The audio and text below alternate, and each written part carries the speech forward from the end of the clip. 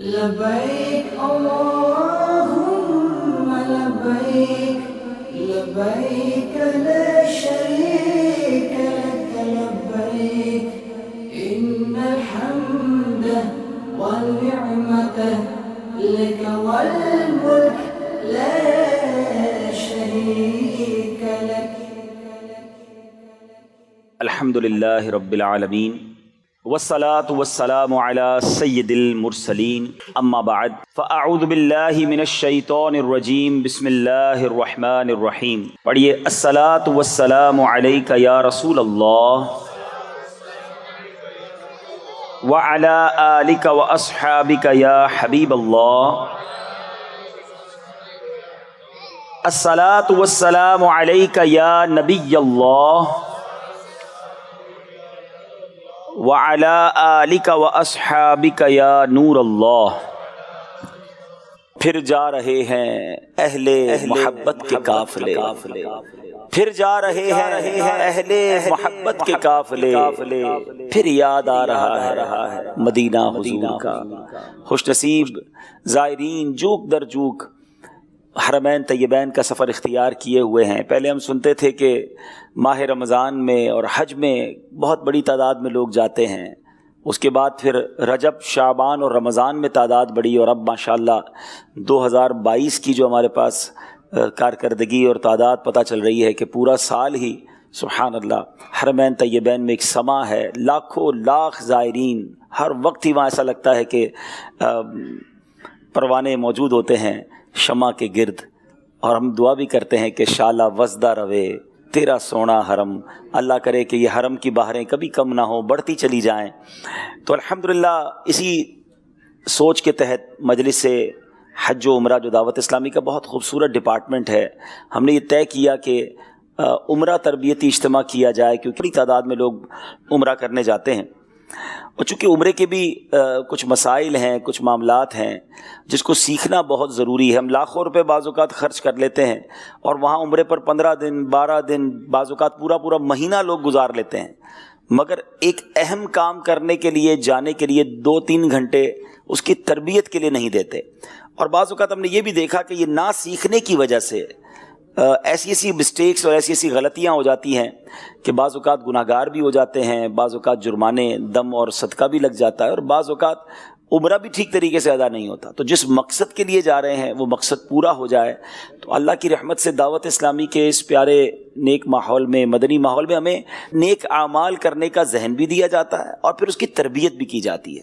تو آج میں گزارش کروں گا کہ پلیز یہ اگلا جو ٹائم ہے 1.5-2 گھنٹے، امید ہے کہ یہ تربیتی سیشن چلے گا، اگر غور سے توجہ سے ہم اس پورے سیشن کو سن لیں گے، تمام باتوں کو سنیں گے، ذوق میں بھی اضافہ ہوگا، شوق میں بھی اضافہ ہوگا، اور اللہ نے چاہا علم دین بھی سیکھنے کو ملے گا. یاد رہے کہ اعمال کا دار و مدار نیتوں پر ہے. انما الاعمال بالنیات. اتنا مبارک سفر ہے تو اس سفر سے پہلے کچھ اچھی نیتیں کر لینی چاہیے. سب سے پہلے تو میں آپ کو سجیشن دوں گا کہ یہ جو کتاب رفیق المعتمرین، یہ میرے دل کی طرف جو موجود ہے کتاب، یہ سمجھ لیں عمرے پر جانے والوں کے لیے کمال کا گفٹ ہے. یہ کتاب آپ کے ساتھ ہونی چاہیے. میں تقریباً آج کا پورا جو بیان ہے وہ اسی کتاب سے انشاءاللہ حاصل کر کے برکتیں لے کر آپ تک پہنچاؤں گا. تو اس کے شروع میں عمرے پر جانے والوں کے لیے بڑی پیاری نیتیں لکھی ہوئی ہیں. میں چند نیتیں اس میں سے کر دیتا ہوں، اور جو ماشاءاللہ جا رہے ہیں زائرین تو ساتھ ساتھ انشاءاللہ کہہ کر نیت کا اظہار بھی کر دیں کہ صرف رضائے الہی پانے کے لیے عمرہ کروں گا انشاءاللہ. یعنی اللہ کی رضا کے لیے. سفر کس لیے؟ اللہ کی رضا کے لیے، اور کوئی مقصد نہیں ہونا چاہیے. جناب چلے ذرا آؤٹنگ بھی ہو جائے گی تو تھوڑی شاپنگ بھی ہو جائے گی تو تھوڑا دوستوں سے بھی مل لوں گا. صرف اللہ کی رضا کے لیے یہ سفر کروں گا. حضور علیہ الصلوۃ والسلام کی پیروی میں عمرہ کروں گا انشاءاللہ، کیونکہ سنت ہے عمرہ کرنا. تو یہ بھی نیت کر لیں. ماں باپ کی رضا مندی لے لوں گا.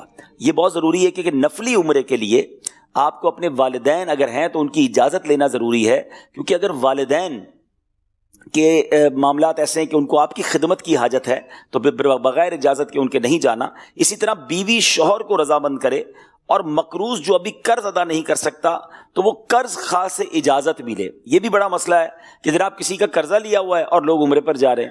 اگر آپ کا قرضہ بہت زیادہ ہے اور آپ عمرے پر جا بھی رہے ہیں تو بہتر یہ ہے کہ پھر جس سے قرضہ لیا ہے اس سے اجازت لے لیں کہ بھائی میں عمرے پر جا رہا ہوں اور وہ اجازت دے تو پھر سفر کریں. ایک اور بہت خوبصورت نیت بھی ہے اور یہ کرنا بھی ضروری ہے کہ انشاءاللہ مال حلال سے عمرہ کروں گا.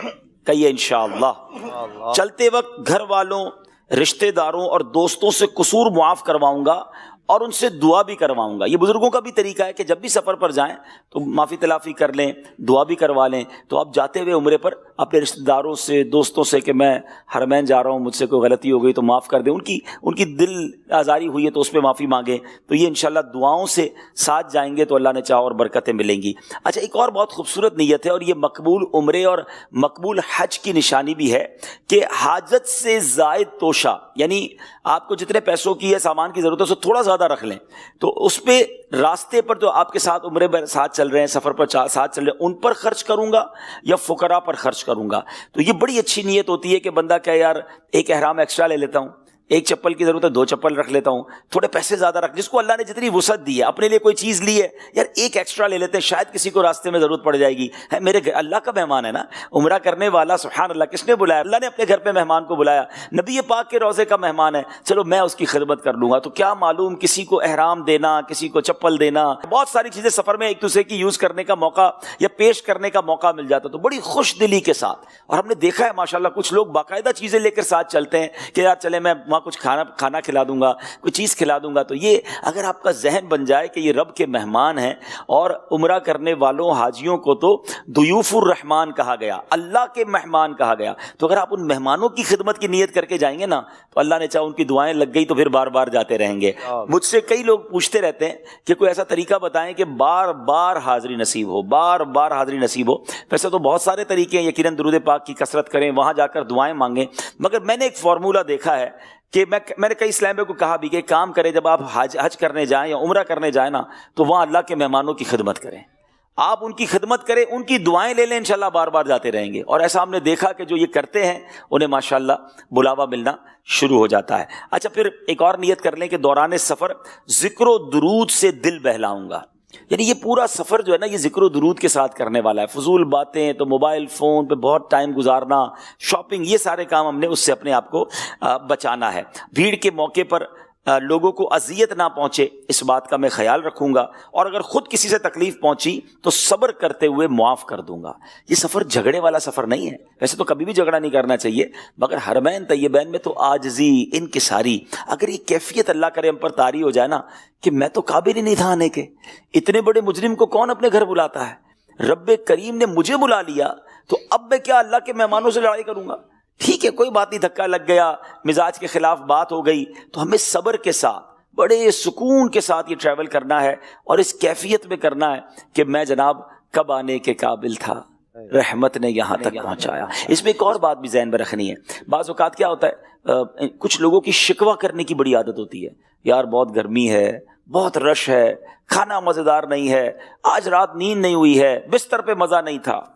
دیکھو مکے مدینے جا کر یہ باتیں مت کرنا، ہاں یہ باتیں مت کرنا کہ مجھے مزہ نہیں آ رہا، بھیڑ بہت ہے تو کھانا اچھا نہیں لگ رہا. ارے کہ مجرم کے نخرے ہوتے ہیں.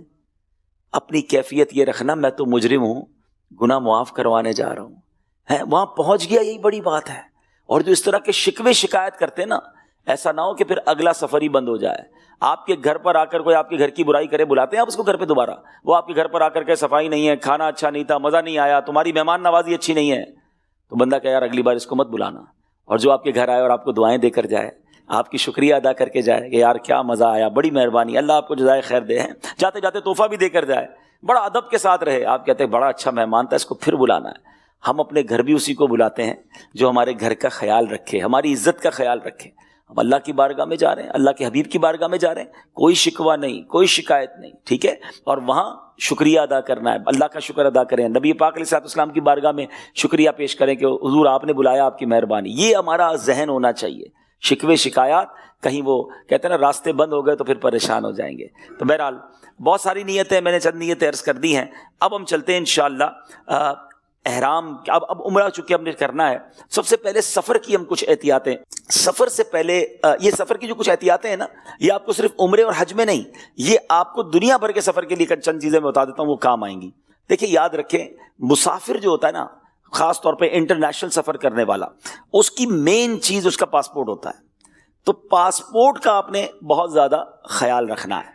اچھا اس کے بعد آپ نے پاسپورٹ کے خیال کے ساتھ ساتھ آپ کا جتنے ڈاکیومنٹس ہیں, یعنی آپ کا ویزا ہے, آپ کی اور بہت سارے آپ کے ساتھ ڈاکیومنٹس ہوتے ہیں. آج کل میرا خیال میڈیکل کارڈ وغیرہ بھی بنا رہے ہیں. سرٹیفکیٹ جو ہے نا, خاص طور پر جو حاجی جا رہے ہیں, عمرے پہ جا رہے ہیں لوگ, ان کا کورونا سرٹیفکیٹ ایئرپورٹ پہ چیک ہوتا ہے. ٹھیک ہے, تو وہ ویکسین جو ہے نا وہ بہت ڈبل ڈوز ہونی ضروری ہے. ڈبل ڈوز ضروری ہے, اور جو اپرووڈ ہے وہ والی ہونی ضروری ہے. ٹھیک ہے, تو اب وہ آپ کے ٹریول ایجنٹ سے بھی آپ معلوم کر لیں گے. تو آپ نے جو کورونا ویکسین کا کارڈ ہے وہ, اپنا پاسپورٹ, اپنا ٹکٹ اور اپنا ویزا.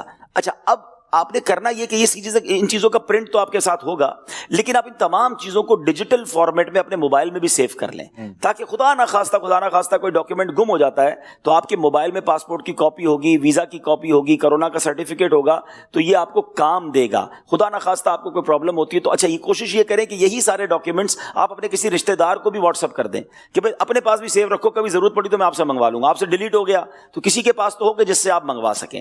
پہلی چیز. دوسری چیز یہ ہے کہ آپ نے اگر بیلٹ, احرام کے بیلٹ میں پاسپورٹ رکھنا ہے تو پھر مہربانی کر کے اس بیلٹ کو کہیں اتار کے رکھ مت دیجیے گا, ورنہ ایسا بھی ہوا کہ وضو خانے پر یا واش روم میں گیا اور بیلٹ اٹھا کے باہر رکھ دیا, اسی میں سارے پیسے, اسی میں پاسپورٹ, اسی میں ڈاکیومنٹ, اور کوئی بندہ لے کے چلا گیا یا آپ بھول گئے تو اب آپ بہت زیادہ پریشان ہو سکتے ہیں. تو اگر بیلٹ میں پاسپورٹ رکھیں یا چیزیں رکھیں تو پھر اس بیلٹ کو اچھی طرح آپ نے اپنے ساتھ ہی رکھنا ہے.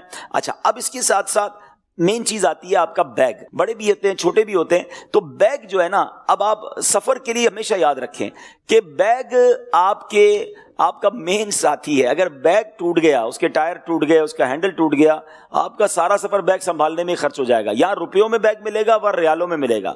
بیگ اچھا لے لیں اور مضبوط لے لیں. اچھا لوگ کہتے ہیں کتنا مضبوط لیں, تو میں یہ کہتا ہوں یوں سمجھ لو کہ آپ کے بیگ میں سامان ڈال کر اس کو اگر 12 بار پھینکا جائے تو وہ بیگ زندہ رہے گا کہ نہیں. اور واقعی ایسا ہوتا ہے, ہر بیلٹ پہ بیگ پھینکا ہی جاتا ہے.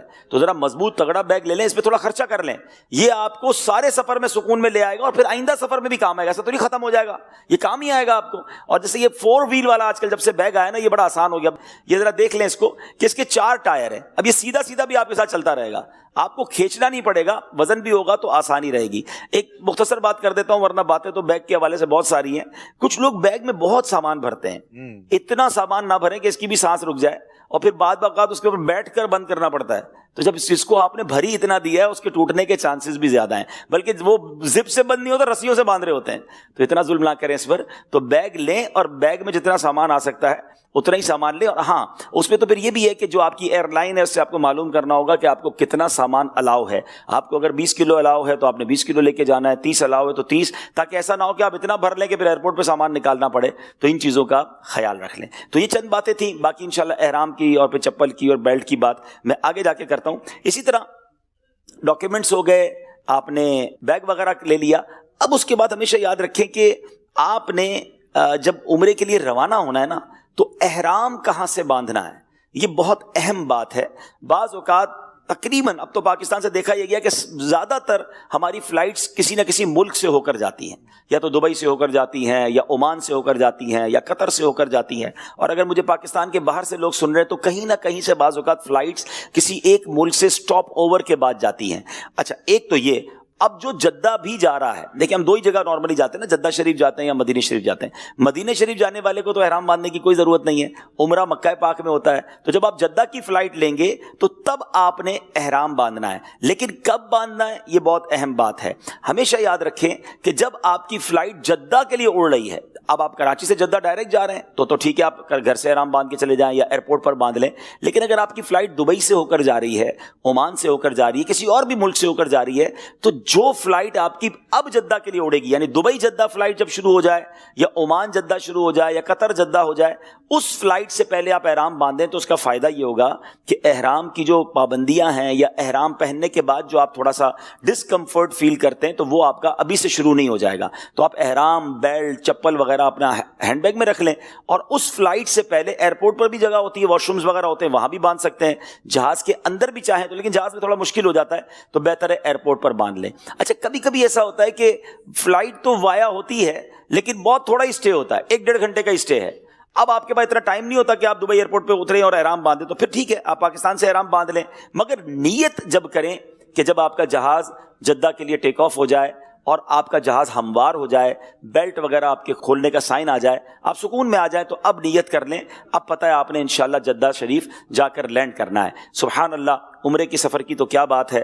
نبی پاک صلی اللہ تعالی علیہ وسلم کا فرمان عالی شان ہے کہ جو عمرے کے لیے نکلا اور مر گیا, اس کے لیے قیامت تک عمرہ کرنے کا ثواب لکھا جائے گا. سبحان اللہ, سبحان اللہ. اچھا, ایک اور حدیث میں آیا کہ عمرے سے عمرہ تک ان گناہوں کا کفارہ ہے جو درمیان میں ہوئے, اور حج مبرور کا ثواب جنت ہی ہے. سبحان اللہ. اللہ ہمیں عمرہ بھی نصیب فرمائے اور حج بھی نصیب فرمائے. یعنی ایک عمرے سے دوسرے عمرے کے درمیان جو گناہ ہیں, یہ عمرے سے عمرے کے درمیان گناہ معاف کر دیے جاتے ہیں. اور سبحان اللہ, وہ خوش نصیب جو ماہ رمضان میں عمرہ کرنے جا رہے ہیں, اللہ کے حبیب علیہ الصلوۃ والسلام فرماتے ہیں کہ رمضان میں عمرہ میرے ساتھ حج کے برابر ہے. سبحان اللہ, سبحان اللہ. یعنی رمضان میں عمرہ کرنے والا ایسا ہے جس نے نبی پاک علیہ الصلوۃ والسلام کے ساتھ حج کیا. تو اس سے بڑی سعادت کیا ہے. آپ سب کو سفر مبارک ہو, لیکن اس سفر کو بڑے سوز کے ساتھ, بڑی رکت کے ساتھ, بڑی دعاؤں کے ساتھ. اور بعض اوقات یہ بھی ہم نے دیکھا کہ پہلے یہاں رو رہے ہوتے ہیں کہ حرمین پہنچ جائیں, مکہ دیکھیں, مدینہ دیکھیں. اچھا, ادھر جا کر حرم میں وقت کم گزارتے ہیں, بازار میں وقت زیادہ گزارتے ہیں. تو جب یہ موقع ملا ہے نا, آپ یقین کریں کئی لوگ ہیں, کروڑوں لوگ ہیں جو تڑپ رہے ہیں, جو نہیں جا سک رہے. آپ جا رہے ہیں نا, تو اپنے لیے بھی دعا کیجیے گا, ہمارے لیے بھی دعا کیجیے گا, اور یہ وقت گزاریے گا حرم میں. اگر مکے میں تو کعبے کے سامنے بیٹھ جائیں, تلاوت کریں, نمازیں پڑھیں, طواف کریں, عمرے کریں, وقت وہاں گزاریں زیادہ. اور مدینہ شریف پہنچ جائیں تو بس آقا کے قدموں میں پڑے رہیں, کہ پڑے ہی رہنے سے کام ہوگا. ہاں, وہاں پڑے رہیں, درود پاک پڑھتے رہیں, نمازیں پڑھتے رہیں. ہم سونے کے لیے, کھانے پینے کے لیے, شاپنگ کے لیے نہیں گئے. ارے باقی زندگی پڑی ہے ان چیزوں کے لیے. ادھر جتنا ہو سکے وقت عبادت میں ہم نے گزارنا ہے. بلکہ امیر اہل سنت نے تو ایک بڑا پیارا ذہن بھی دیا, جن کے لیے ممکن ہو کہ وہ مکہ پاک میں ایک قرآن پاک اور مدینہ پاک میں ایک پورا قرآن پاک ختم کرنے کی نیت کر لیں. ہاں, کوئی مشکل نہیں. اب جب آپ کے پاس کام ہی کوئی نہیں ہے, تو اگر ہر نماز کے بعد بھی ایک پارہ پڑھتے ہیں تو روز کے 5 پارے ہو گئے, 6 دن میں قرآن پاک ختم ہو جائے گا. جتنی آپ کو استطاعت ہو تو قرآن پاک وہاں پر آپ نے پڑھنا ہے. اچھا, اب احرام پہننے سے پہلے جو کام کرنے والے ہیں کہ ناخن تراشنے ہیں, بغل اور ناف وغیرہ کے, ناف سے نیچے کے جو بال ہیں, غیر ضروری بال ہیں, وہ دور کر لیں. مسواک کریں, وضو کریں, خوب اچھی طرح مل کر غسل کریں, مسواک کر لیں. اچھا, اس کے بعد جسم اور احرام کی چادروں پر خوشبو لگائیں, یہ سنت ہے. اچھا, کپڑوں پر ایسی خوشبو نہیں لگانی جس کی تہ جم جاتی ہے, یعنی مشک کی خوشبو, عنبر وغیرہ, یہ خوشبو نہ لگائیں کہ اس کی تہ جم جاتی ہے. باقی عطر وغیرہ آپ اپنے ہاتھ پہ لگا کر جسم پر بھی لگا لیں, احرام پر بھی لگا لیں. اسلامی بھائی سلے ہوئے کپڑے اتار کر, پھر اس کے بعد میں بھی بتاؤں گا کہ کیسے احرام کی چادر پہننی ہے. اچھا, اسی طرح اسلامی بہنوں کے لیے کیا ہے کہ وہ بالکل حسب معمول سلے ہوئے کپڑے پہن سکتی ہیں, جو گھر کے کپڑے ہوتے ہیں وہ بھی پہن سکتی ہیں, دستانے اور موزے بھی پہن سکتی ہیں. سر بھی اسلامی بہنیں ڈھانپیں گی, صرف چہرہ جو ہے وہ نہیں, اس میں چادر وغیرہ نہیں پہنیں گی. اور غیر مردوں سے چہرہ چھپانے کے لیے اگر وہ چاہتی ہیں تو آگے کوئی پنکھا یا کتاب وغیرہ رکھ سکتی ہیں, لیکن چہرے سے کوئی کپڑا وغیرہ ٹچ نہ ہو, اس بات کا خیال رکھنا ہے. اچھا, یہ تو احرام سے پہلے کام کرنے والے ہیں. اب احرام کے اندر کچھ باتیں حرام ہیں, وہ بہت ضروری ہے ہمیں جاننا, تاکہ پھر ہم ان چیزوں سے بچیں. پہلے تو احرام کا معنی کیا ہے یہ سمجھ لیں. احرام کے لفظی معنی ہے حرام کرنا, کیونکہ احرام باندھنے والے پر بعض حلال باتیں بھی حرام ہو جاتی ہیں. احرام والے اسلامی بھائی کو محرم کہتے ہیں, اور جو اسلامی بہن احرام پہنتی ہے اس کو محرمہ کہتے ہیں. ٹھیک ہے. اچھا, اب حرام باتیں کیا ہیں یہ بہت ضروری ہے سمجھنا, کہ اسلامی بھائی کو سلا ہوا کوئی بھی کپڑا پہننا, مرد جو ہے وہ سلا ہوا کپڑا کوئی بھی جسم پر نہیں پہن سکتا. سر پر ٹوپی اوڑھنا, امامہ یا رومال وغیرہ باندھنا, یہ احرام میں حرام ہے. مرد کا سر پر گٹھڑی اٹھانا, یہ بھی احرام میں نہیں اٹھا سکتے, یعنی یہ احرام میں سر ننگا ہوگا, دوسرے لفظوں میں آپ یہ سمجھ لیں. اچھا, مرد دستانے پہنے, یہ بھی احرام میں حرام ہے. اسلامی بہنیں یعنی عورتیں پہن سکتی ہیں. اسلامی بھائی ایسے موزے یا جوتے نہیں پہن سکتے جو قدم کے ابھار کو, یعنی پیر کے جو بیچ کا ابھار ہو اس کو چھپائے. جب بھی آپ نے دیکھا ہوگا کہ احرام اور حج میں بتایا جاتا ہے کہ ہوائی چپل, ہمارے یہاں کہتے ہیں 2 پٹی والے چپل, وہ پہنے جاتے ہیں. باقی اس کے علاوہ وہ چپل, اس کے علاوہ کوئی قسم کے جوتے وغیرہ ہم نہیں پہن سکتے جس میں پیر جو ہے وہ ڈھک جائے.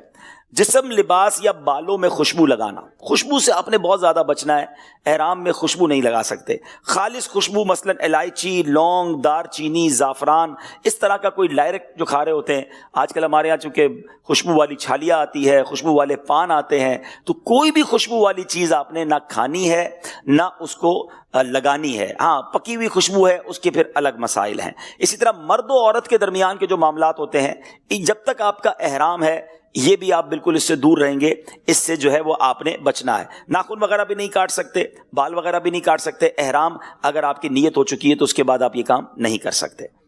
جی اچھا، اب یہ تو چند باتیں ہو گئیں، میں مختصر باتیں بتا رہا ہوں۔ اس کے بعد کچھ باتیں احرام میں مکروہ ہیں۔ اب میل چھڑانا، جسم کا میل چھڑانا، آپ کہیں یار بہت تھک گیا ہوں، صابن وابن لیا اور نہانا شروع کر دیا، تو میل نہیں چھڑائیں گے احرام کے اندر، یہ مکروہ ہے۔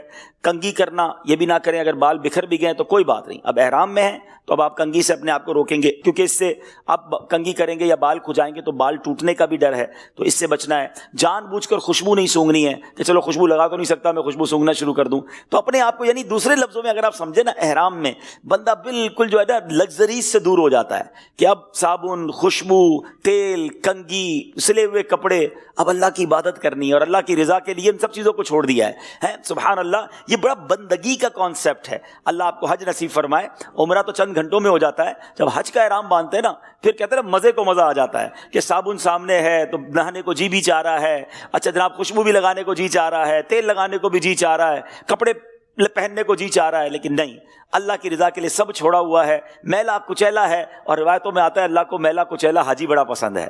ہاں تو کس لیے میلا ہے، کس لیے سب چیزیں چھوڑی ہوئی ہیں، اللہ کی رضا کے لیے چھوڑی ہوئی ہے نا، تو پھر اس کا لطف بھی اور ہے۔ تو ان چیزوں سے اپنے آپ کو آپ نے بچانا ہے۔ کچھ لوگ کہتے ہیں یار پان کھانے کی عادت ہے، سگریٹ کی عادت ہے، ارے یار کچھ دیر کے لیے تو چیزوں کو چھوڑ دیں، ٹھیک ہے نا۔ آپ سگریٹ پیئیں گے منہ میں بدبو ہو جائے گی، تو آپ سوچیں کہ آپ بدبو والا منہ لے کر احرام پہنا ہوا ہے یا پھر حرم میں جا رہے ہیں، ٹھیک ہے کچھ چیزیں جائز ہیں، لیکن بہتر یہ کہ ان تمام چیزوں سے اپنے آپ کو بچا کر بس توجہ یہ ہو کہ خالق کے گھر پر، مالک کے گھر پر، کریم کے گھر پر جا رہا ہوں اور گناہ بخشوانے جا رہا ہوں۔ تو انشاءاللہ اگر ان کیفیتوں کے ساتھ آپ احرام پہنیں گے تو انشاءاللہ اس کا لطف آئے گا۔ اچھا احرام میں مسواک کر سکتے ہیں، کوئی پرابلم نہیں ہے۔ اچھا بے خوشبو اگر کوئی سرما ہے وہ لگا تو سکتے ہیں، مگر مکروہ تنزیہی لکھا کہ خواہ مخواہ نہ لگایا جائے، کیونکہ یہ بھی ایک طرح سے زینت ہے۔ اسی طرح اگر کوئی بغیر میل چھڑائے غسل کر لیتا ہے، پانی صرف جسم پہ ڈال لیتا ہے، تو پھر اس کی اجازت ہے۔ چلیں جناب، تو یہ چند باتیں ہو گئی احرام کے حوالے سے۔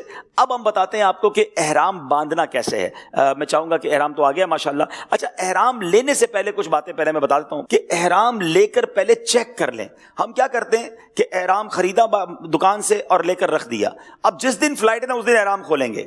تو پہلی تو عرض یہ ہے کہ احرام والے کی دکان پر ہی، کیونکہ ہر بندے کی سائز الگ ہے، کسی کا قد چھوٹا ہے، کسی کا قد لمبا ہے، کسی کی صحت زیادہ ہے، کسی کی کم ہے، اب آپ نے احرام لیا وہ آپ کو پورا ہی نہیں آ رہا تو آپ تکلیف میں آ جائیں گے، پہلی چیز۔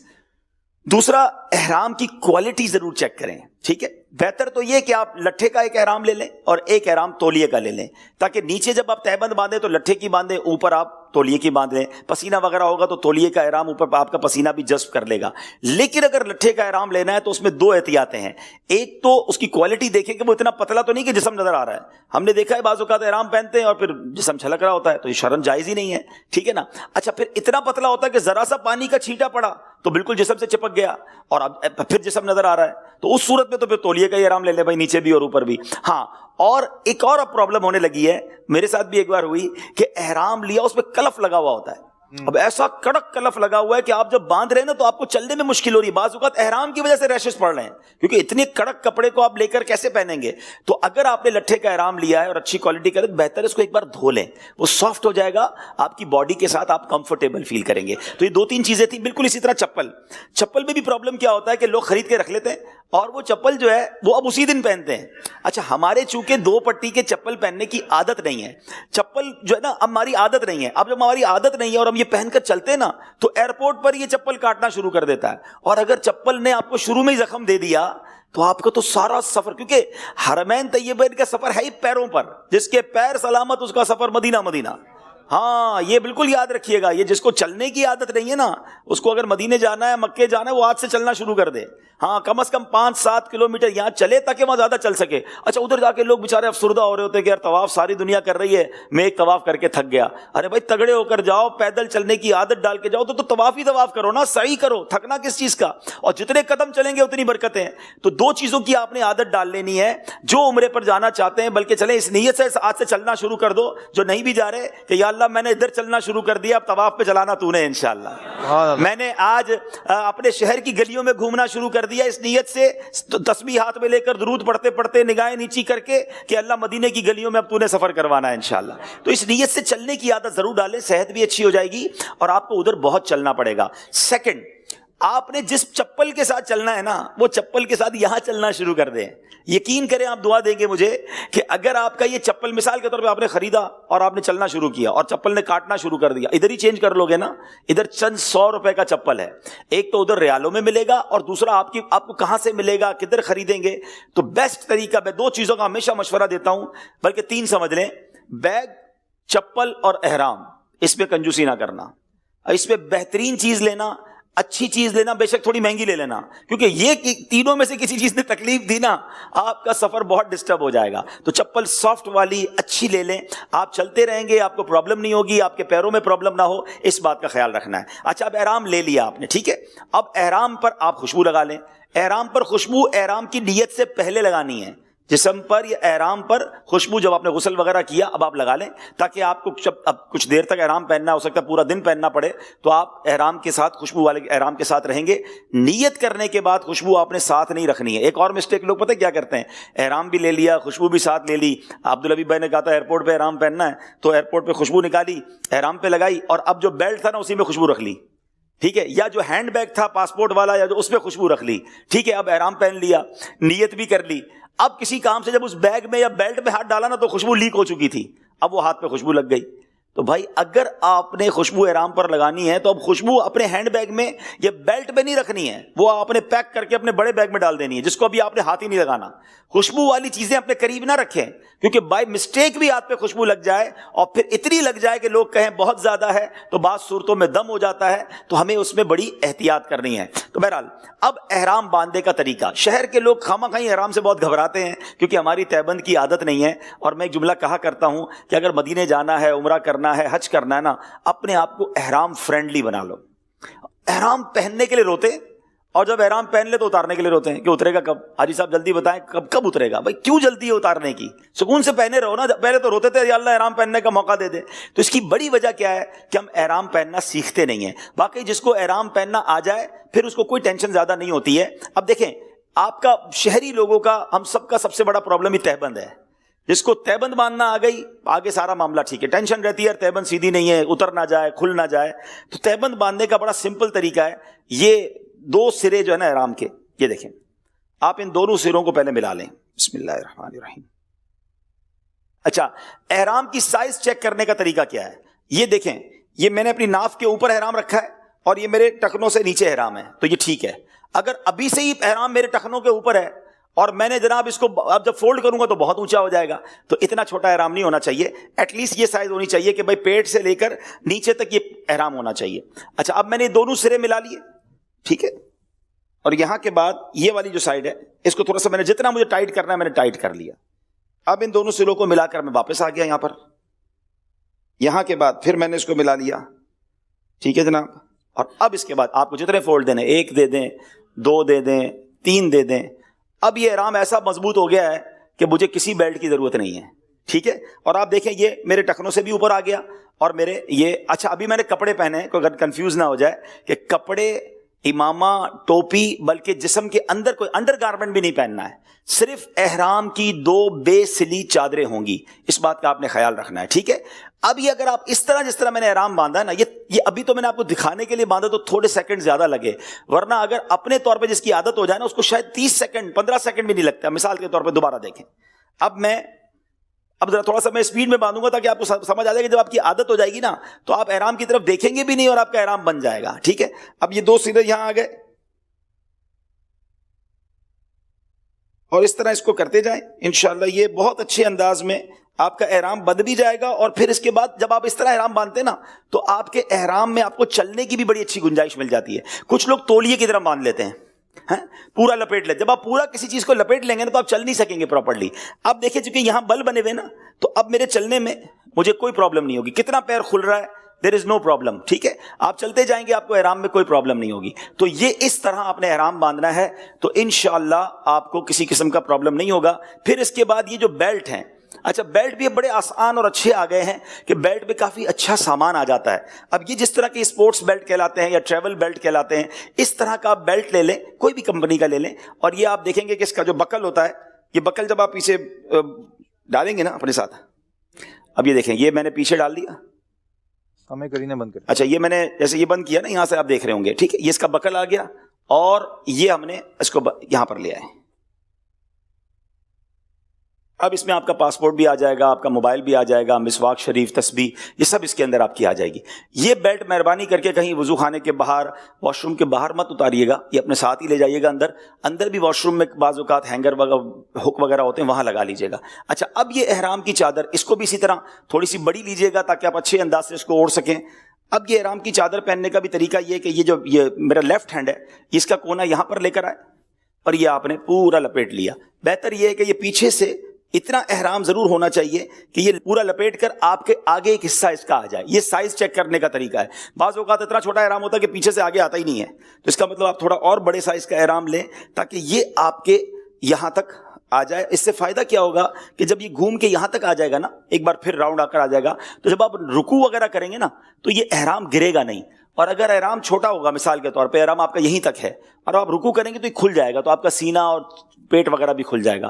تو آپ نے احرام کم از کم اتنا بڑا لینا ہے کہ یہ گھوم کر یہاں تک آپ کا احرام آ جائے، تو یہ آپ کو نمازوں وغیرہ میں بھی آسانی رہے گی. اچھا نمازوں کے حوالے سے بھی ایک بات عرض کر دوں کہ جب ماشاءاللہ احرام پہن لیں گے اور نماز وغیرہ پڑھنی ہوگی تو اس میں بعض اوقات کچھ لوگ بے احتیاطی کرتے ہیں کہ جب آپ نماز پڑھتے ہیں تو آپ اللہ اکبر جب یہ کریں گے تو آپ کا سینہ اور پیٹ وغیرہ کھل جائے گا، جو کہ مناسب نہیں ہے نماز کے دوران. تو اس کا بہت اچھا طریقہ امیر اہل سنت نے سکھایا تھا کہ جب آپ نماز پڑھنے لگے تو تھوڑے سے ہاتھ باہر نکالیں، اللہ اکبر، سینہ اور پیٹ آپ کا نہیں کھلا. دوبارہ دیکھ لیں گے، اللہ اکبر. ٹھیک ہے، تھوڑا سا ہاتھ باہر نکالیں گے تو آپ کا سینہ اور پیٹ جو ہے وہ نہیں کھلے گا اور آپ نماز اپنی اچھے انداز سے پڑھ لیں گے. بالکل اسی طرح نماز سے پہلے آپ یہ والی جو سائڈ ہے نا گھما کر اس کو یہاں اندر پھنسا لیں. اس کی بڑی وجہ یہ ہوتی ہے کہ بعض اوقات جب یہ بار بار نیچے گرتا ہے نا اور ہم زور سے احرام اوپر کرتے ہیں تو یہ ہر بار احتیاط کرنی ہے کہ کسی حاجی، کسی زائر کے سر پر احرام آپ کا نہ لگ جائے، کیونکہ اس کو سر پہ کپڑا رکھنا منع ہے اور آپ کی وجہ سے اس کے سر پہ کپڑا جا رہا ہے. سارے احرام والے ہوں گے نا، تو کسی کے منہ پہ کپڑا جا رہا ہوگا، کسی کے سر پہ جا رہا ہوگا، اس بیچارے کو صدقہ دینا پڑے گا. تو آپ نے اس کی احتیاط کرنی ہے کہ آپ نے احرام اوپر کرتے وقت بھی ذرا پیچھے دیکھ لینا ہے اور تھوڑا سافٹ ہینڈڈ اپنا احرام پیچھے کرنے کی عادت ڈالیں. یعنی جب بھی آپ کا احرام کھل جائے تو آپ نے اس طرح کرنے کی بجائے کہ پیچھے دو بندے اور بھی ذرا آپ کے احرام کی برکتیں لوٹیں، اس کی بجائے آپ نے بہت آسانی کے ساتھ آرام سے اپنے احرام کو اوپر کرنا ہے. اس بات کا آپ نے خیال رکھنا ہے. تو یہ چند باتیں احرام پہننے کے حوالے سے. یہ بیلٹ ہو گیا، یہ چپل ہو گئی. پھر عرض کر رہا ہوں احرام پہن لینا احرام نہیں ہے. یہ چادریں پہنی ہیں میں نے، جب تک میں نیت نہیں کروں گا احرام کی پابندیاں شروع نہیں ہوں گی. تو یہ بھی ہو سکتا ہے کہ آپ گھر سے اگر آپ کو لگتا ہے کہ یار ابھی ایئرپورٹ پہ مشکل ہو جائے گا تو گھر پہ غسل کیا، خوشبو لگائی، احرام پہن لیا، نیت نہ کریں. نیت آپ جب ہی کریں کہ جب آپ کا جہاز جدہ شریف کے لیے ٹیک آف ہو جائے اور جہاز ہموار ہو جائے، اب آپ نیت کر لیں. بعض اوقات کچھ لوگ کہتے ہیں یار جب میقات کا اعلان ہو نا تب نیت کریں. تقریباً ایئر لائنز میں میقات آنے سے پہلے، میقات اس جگہ کو کہتے ہیں کہ جس سے پہلے آپ کو احرام کی نیت کرنا ضروری ہے. وہ اعلان کرتے ہیں کہ بھائی میقات آنے والی ہے، احرام پہننے والے نیت کر لیں. وہ بعض اوقات انگریزی میں اعلان ہوتا ہے، بعض اوقات عربی زبان میں اعلان ہوتا ہے، وہ سمجھ ہی نہیں آتا کچھ لوگوں کو. دوسرا پرابلم یہ ہوتا ہے کہ بندہ تھکا ہوا ہوتا ہے. بعض اوقات یہ بھی ہوتا ہے کہ حاجی سو جاتا ہے، جہاز اڑا اور اس کی آنکھ لگ گئی. اب وہ جہاز جب اترا، جب اس کی آنکھ کھلی تو نیت تو نہیں کر سکا. تو بہتر یہ جناب کہ جہاز اڑ جائے جدہ شریف کے لیے، اب نیت کر لیں تاکہ نیند بھی آ جائے تو پرابلم نہ ہو. کھانا کھانے میں ایک اور پرابلم کیا ہے، کھانا کھانے کی بعض اوقات ٹرے کے اندر پرفیوم ٹشو ملتا ہے. اب دیکھیں یہ آپ کو بڑا اپنے آپ کو حاضر دماغ رکھنا پڑے گا کہ مجھ سے اگر کوئی پوچھے نا کہ احرام والے کو سب سے زیادہ جرمانے کس بات کے لگتے ہیں یا غلطیاں کس بات سے ہوتی ہیں، تو سب سے زیادہ غلطیاں جو ہے نا وہ خوشبو والے کو ہوتی ہیں. خوشبو سے اپنے آپ کو آپ نے بچا لیا، آپ نے 70% چیزوں سے بچا لیا. خوشبو والی چیز کھانی نہیں ہے، خوشبو والی چیز لگانی نہیں ہے، بس آسان لفظوں میں خوشبو لگانی نہیں ہے. جہاز کے اندر آپ نے دیکھا ہوگا کہ پرفیوم ٹشو آتا ہے ہاتھ صاف کرنے کے لیے، وہ پورا پرفیوم سے تر بتر ہوتا ہے. تو مہربانی کر کے اس کو تو فوراً دور کر دیجیے گا. اگر احرام کی آپ نیت کر چکے ہیں اور وہ ٹشو آپ نے لگا لیا اور اتنا لگا لیا کہ پورا ہاتھ ہی مہک گیا، زیادہ مہک گیا، تو دم ہونے کی صورت ہو سکتی ہے، پھر بکرا دینا پڑے گا. تو بہتر ہے کہ اپنے آپ کو ٹشو سے، پرفیوم ٹشو سے آپ نے دور رکھنا ہے. اچھا بعض اوقات یاد نہیں ہوتا تو ٹشو لیا اور منہ صاف کر لیا. احرام کی نیت ہو گئی ہے تو منہ بھی ٹشو سے صاف نہیں کریں گے، تولیے سے بھی صاف نہیں کریں گے.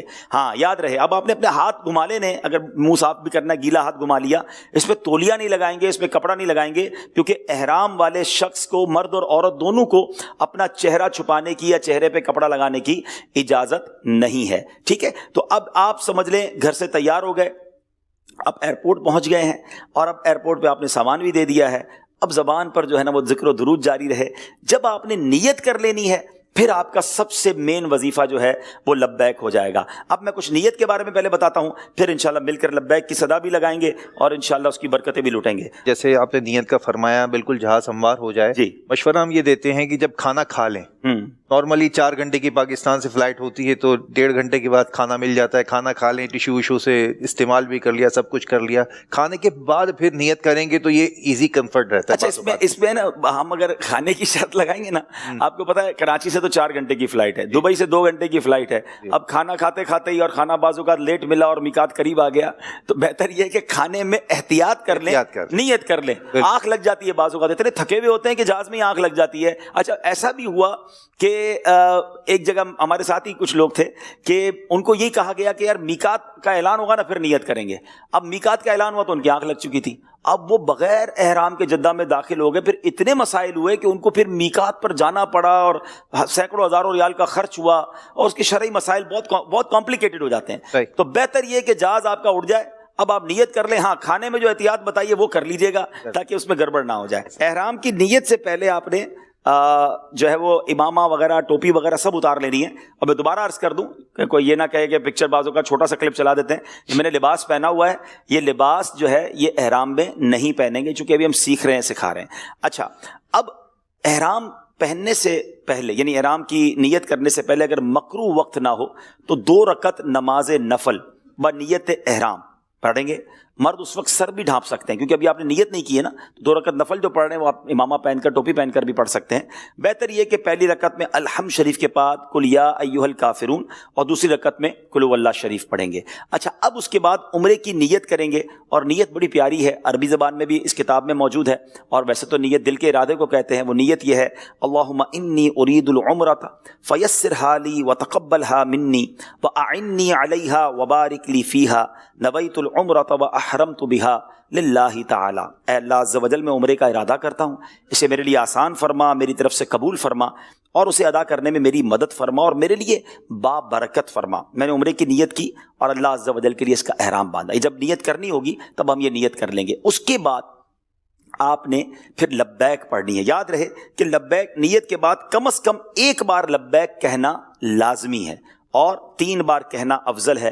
اور لبیک تو کیا لبیک ہے، یقین کریں احرام پہن کر پھر جو لبیک پڑھنے کا لطف ہے نا، میں کہتا ہوں یہ الفاظ میں بیان، میں نے ابھی احرام پہنا ہے حالانکہ چادر پہنی بھی ہے، یہ کیفیت بنتی ہی نہیں ہے.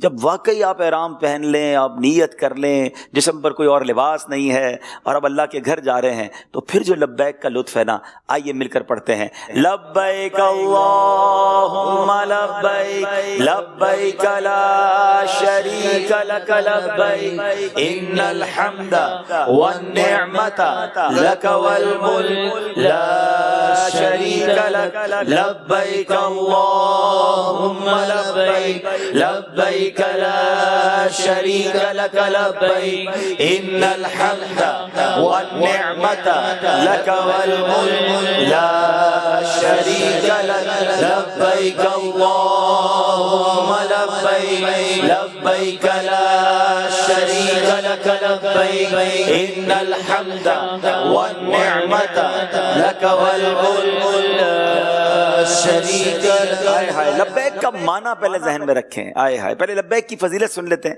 سرکار دو عالم علیہ الصلوۃ والسلام فرماتے ہیں جب لبیک کہنے والا لبیک کہتا ہے تو اسے خوشخبری دی جاتی ہے. عرض کی گئی یا رسول اللہ صلی اللہ تعالی علیہ وسلم کیا جنت کی خوشخبری دی جاتی ہے؟ ارشاد فرمایا ہاں. سبحان اللہ. ایک اور جگہ نبی پاک علیہ الصلوۃ والسلام نے فرمایا جب مسلمان لبیک کہتا ہے تو اس کے دائیں اور بائیں زمین کے آخری سرے تک جو بھی پتھر، درخت اور ڈھیلا ہے سبھی لبیک کہتے ہیں. یعنی اس کے ساتھ سبھی لبیک کہہ رہے ہوتے ہیں. اچھا ایکچولی لبیک کیا ہے؟ اگر آپ کو اس کا تصور سمجھ آ جائے نا تو پھر تو سبحان اللہ اس کا لطف ہی اور ہو جاتا ہے، آنکھوں میں آنسو آ جاتے ہیں. ہم اسکول میں جب ہوتے تھے تو استاد صاحب نام لیتے ہیں کیا کہتے تھے؟ لبیک. پریزنٹ ہے مدرسے میں لبیک. یہ ایکچولی حاضری لگانی ہے. یا اللہ میں حاضر ہوں، لبیک اللہم لبیک، میں حاضر ہوں میرے مولا، میں حاضر ہوں. لبیک لا شریک لک لبیک، میرے مولا تیرا کوئی شریک نہیں، میں حاضر ہوں. ان الحمد والنعمت لک والملک، اے اللہ تعریف بھی تیری، نعمتیں بھی تیرے، ملک بھی تیرا ہی ہے. لا شریک لک، تیرا کوئی شریک نہیں. یعنی بندہ اس کیفیت میں لگائے حاضری کہ یا اللہ اتنے نیک آئے ہیں، اتنے اچھے لوگ آئے ہیں، اس میں گناہگار بھی حاضر ہے. اللہ میری حاضری بھی قبول فرما لے، مجھے محروم نہ کیجیے مالک، میری حاضری بھی قبول ہو جائے. جب اس کیفیت میں آپ لبیک پڑھ رہے ہوں گے نا کہ بس میری حاضری قبول ہو جائے، میری لبیک قبول ہو جائے. آپ کو معلوم ہے امام زین العابدین، اتنے بڑے امام، زین العابدین کا مطلب کیا ہوتا ہے؟ عابدوں کی بھی زینت. اتنی بڑی شخصیت ہیں. مگر ایک بار آپ سفر حج پر تھے، احرام باندھا، احرام باندھنے کے بعد آپ کے رنگ چہرے کا بدل گیا. لوگوں نے کہا لبیک تو پڑھیے. آپ کہتے ہیں مجھے ڈر لگتا ہے میں لبیک کہوں تو کہیں سامنے سے لا لبیک نہ کہہ دیا جائے. عرض کی گئی حضور لبیک تو کہنا ضروری ہے، آپ لبیک پڑھیے. جب آپ لبیک آپ نے پڑھی تو اس قدر خوف طاری ہوا کہ آپ گر گئے اور آپ بے ہوش ہو گئے. اور پورے سفر میں یہ کیفیت رہی کہ جب جب لبیک پڑھتے تھے آپ بے ہوش ہو جاتے تھے. تو اے میرے پیارے اسلامی بھائیوں، ہم تو گناہگار خطا کار جا رہے ہیں، ہمیں تو کس قدر شرمانا ہے، کس قدر جس کو کہیں کہ خوف دل پر طاری ہو. اچھا بڑا خوبصورت ایک کمبینیشن اللہ کرے دل پر طاری ہو جائے، اپنے گناہ بھی یاد آئیں، اپنی خطائیں بھی یاد آئیں، اور پھر یہ بھی یاد آئے کہ آیا کس کے در پر ہوں؟ کریم کے در پر آیا ہوں، رحمان کے در پر آیا ہوں. یہ تو ماں سے زیادہ چاہنے والا مولا ہے، اگر اس کے در پر نہ جاؤں گا تو کہاں جاؤں گا؟ ارے میں تو گناہ بخشوانے آیا ہوں. اس ملی جلی کیفیت میں اگر لبیک کی صدائیں ہوں گی تو اس کا لطف ہی اور ہوگا. آئیے اب اس تصور کے ساتھ لبیک پڑھیں کہ اپنی حاضری لگا رہے ہیں. لبیک اللہم لبیک، لبیک لا شریک لک لبیک، ان الحمد والنعمت لک والملک لا شریک لک. لبیک اللہم لبیک، لبیک لا شریک لک لبیک، ان الحمد والنعمت لک والملک لا شریک لک. لبیک اللہم لبیک، لبیک لا شریک لک لبیک، ان الحمد والنعمت لک والملک لا شریک لک. سبحان اللہ سبحان اللہ. اچھا لبیک سے فارغ ہونے کے بعد ایک سنت یہ ہے کہ حدیث پاک میں آتا ہے کہ جب نبی پاک علیہ الصلوۃ والسلام لبیک سے فارغ ہوتے تو اللہ عز و جل سے اس کی خوشنودی اور جنت کا سوال کرتے اور جہنم سے پناہ مانگتے. تو جب بھی آپ 3 بار لبیک پڑھیں یا اس سے زیادہ بار پڑھیں، دعا کریں کہ یہ قبولیت کا وقت ہے، تو انشاءاللہ اس کی برکتیں آپ کو ملیں گی. اٹھتے بیٹھتے چلتے پھرتے، بے وضو ہر حال میں اب آپ نے لبیک پڑھنی ہے. احرام کی نیت ہو گئی تو اب آپ کا مین وظیفہ یہ ہے. اچھا اسی طرح چڑھائی پر چڑھتے وقت، ڈھلوان اترتے وقت، اگر نیچے اتر رہے ہیں، سیڑھیوں سے اتر رہے ہیں، لفٹ سے اتر رہے ہیں تو لبیک پڑھیں. اسی طرح 5 نمازوں کے بعد، جب تک آپ نے بھی عمرہ نہیں کیا، احرام سے فارغ نہیں ہوئے، نمازیں آ رہی ہیں تو اب نمازوں کے بعد بھی لبیک کہیں. اور جب بھی لبیک شروع کریں تو کم از کم 3 بار لبیک کہیں. اچھا اب جب کعبہ کا طواف شروع کریں گے نا، پہلا استلام کریں گے، حجر اسود کا بوسہ جو ہوتا ہے، اس کے بعد آپ کی لبیک ختم ہو جائے گی. یعنی اس سے پہلے آپ نے لبیک پڑھنی ہے. جب آپ کا طواف شروع ہو گیا، اب لبیک کا وقت ختم ہو گیا، اب دیگر وظائف، دعائیں، درود پاک وغیرہ پڑھیں گے، مگر لبیک جو ہے وہ کعبے کا طواف شروع کرنے سے پہلے تک ہے. اچھا اب اس کے بعد سبحان اللہ، میرا خیال ہے کہ وہ شعر پڑھ لیا جائے کہ فضا میں لبیک کی صدائیں، فرش تا عرش جھومتی. فضا میں لبیک کی صدائیں، فرش گونجتی ہے ہر ایک قربان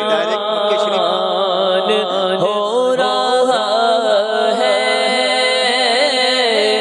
زبان پہ یہ کس کا نام آیا.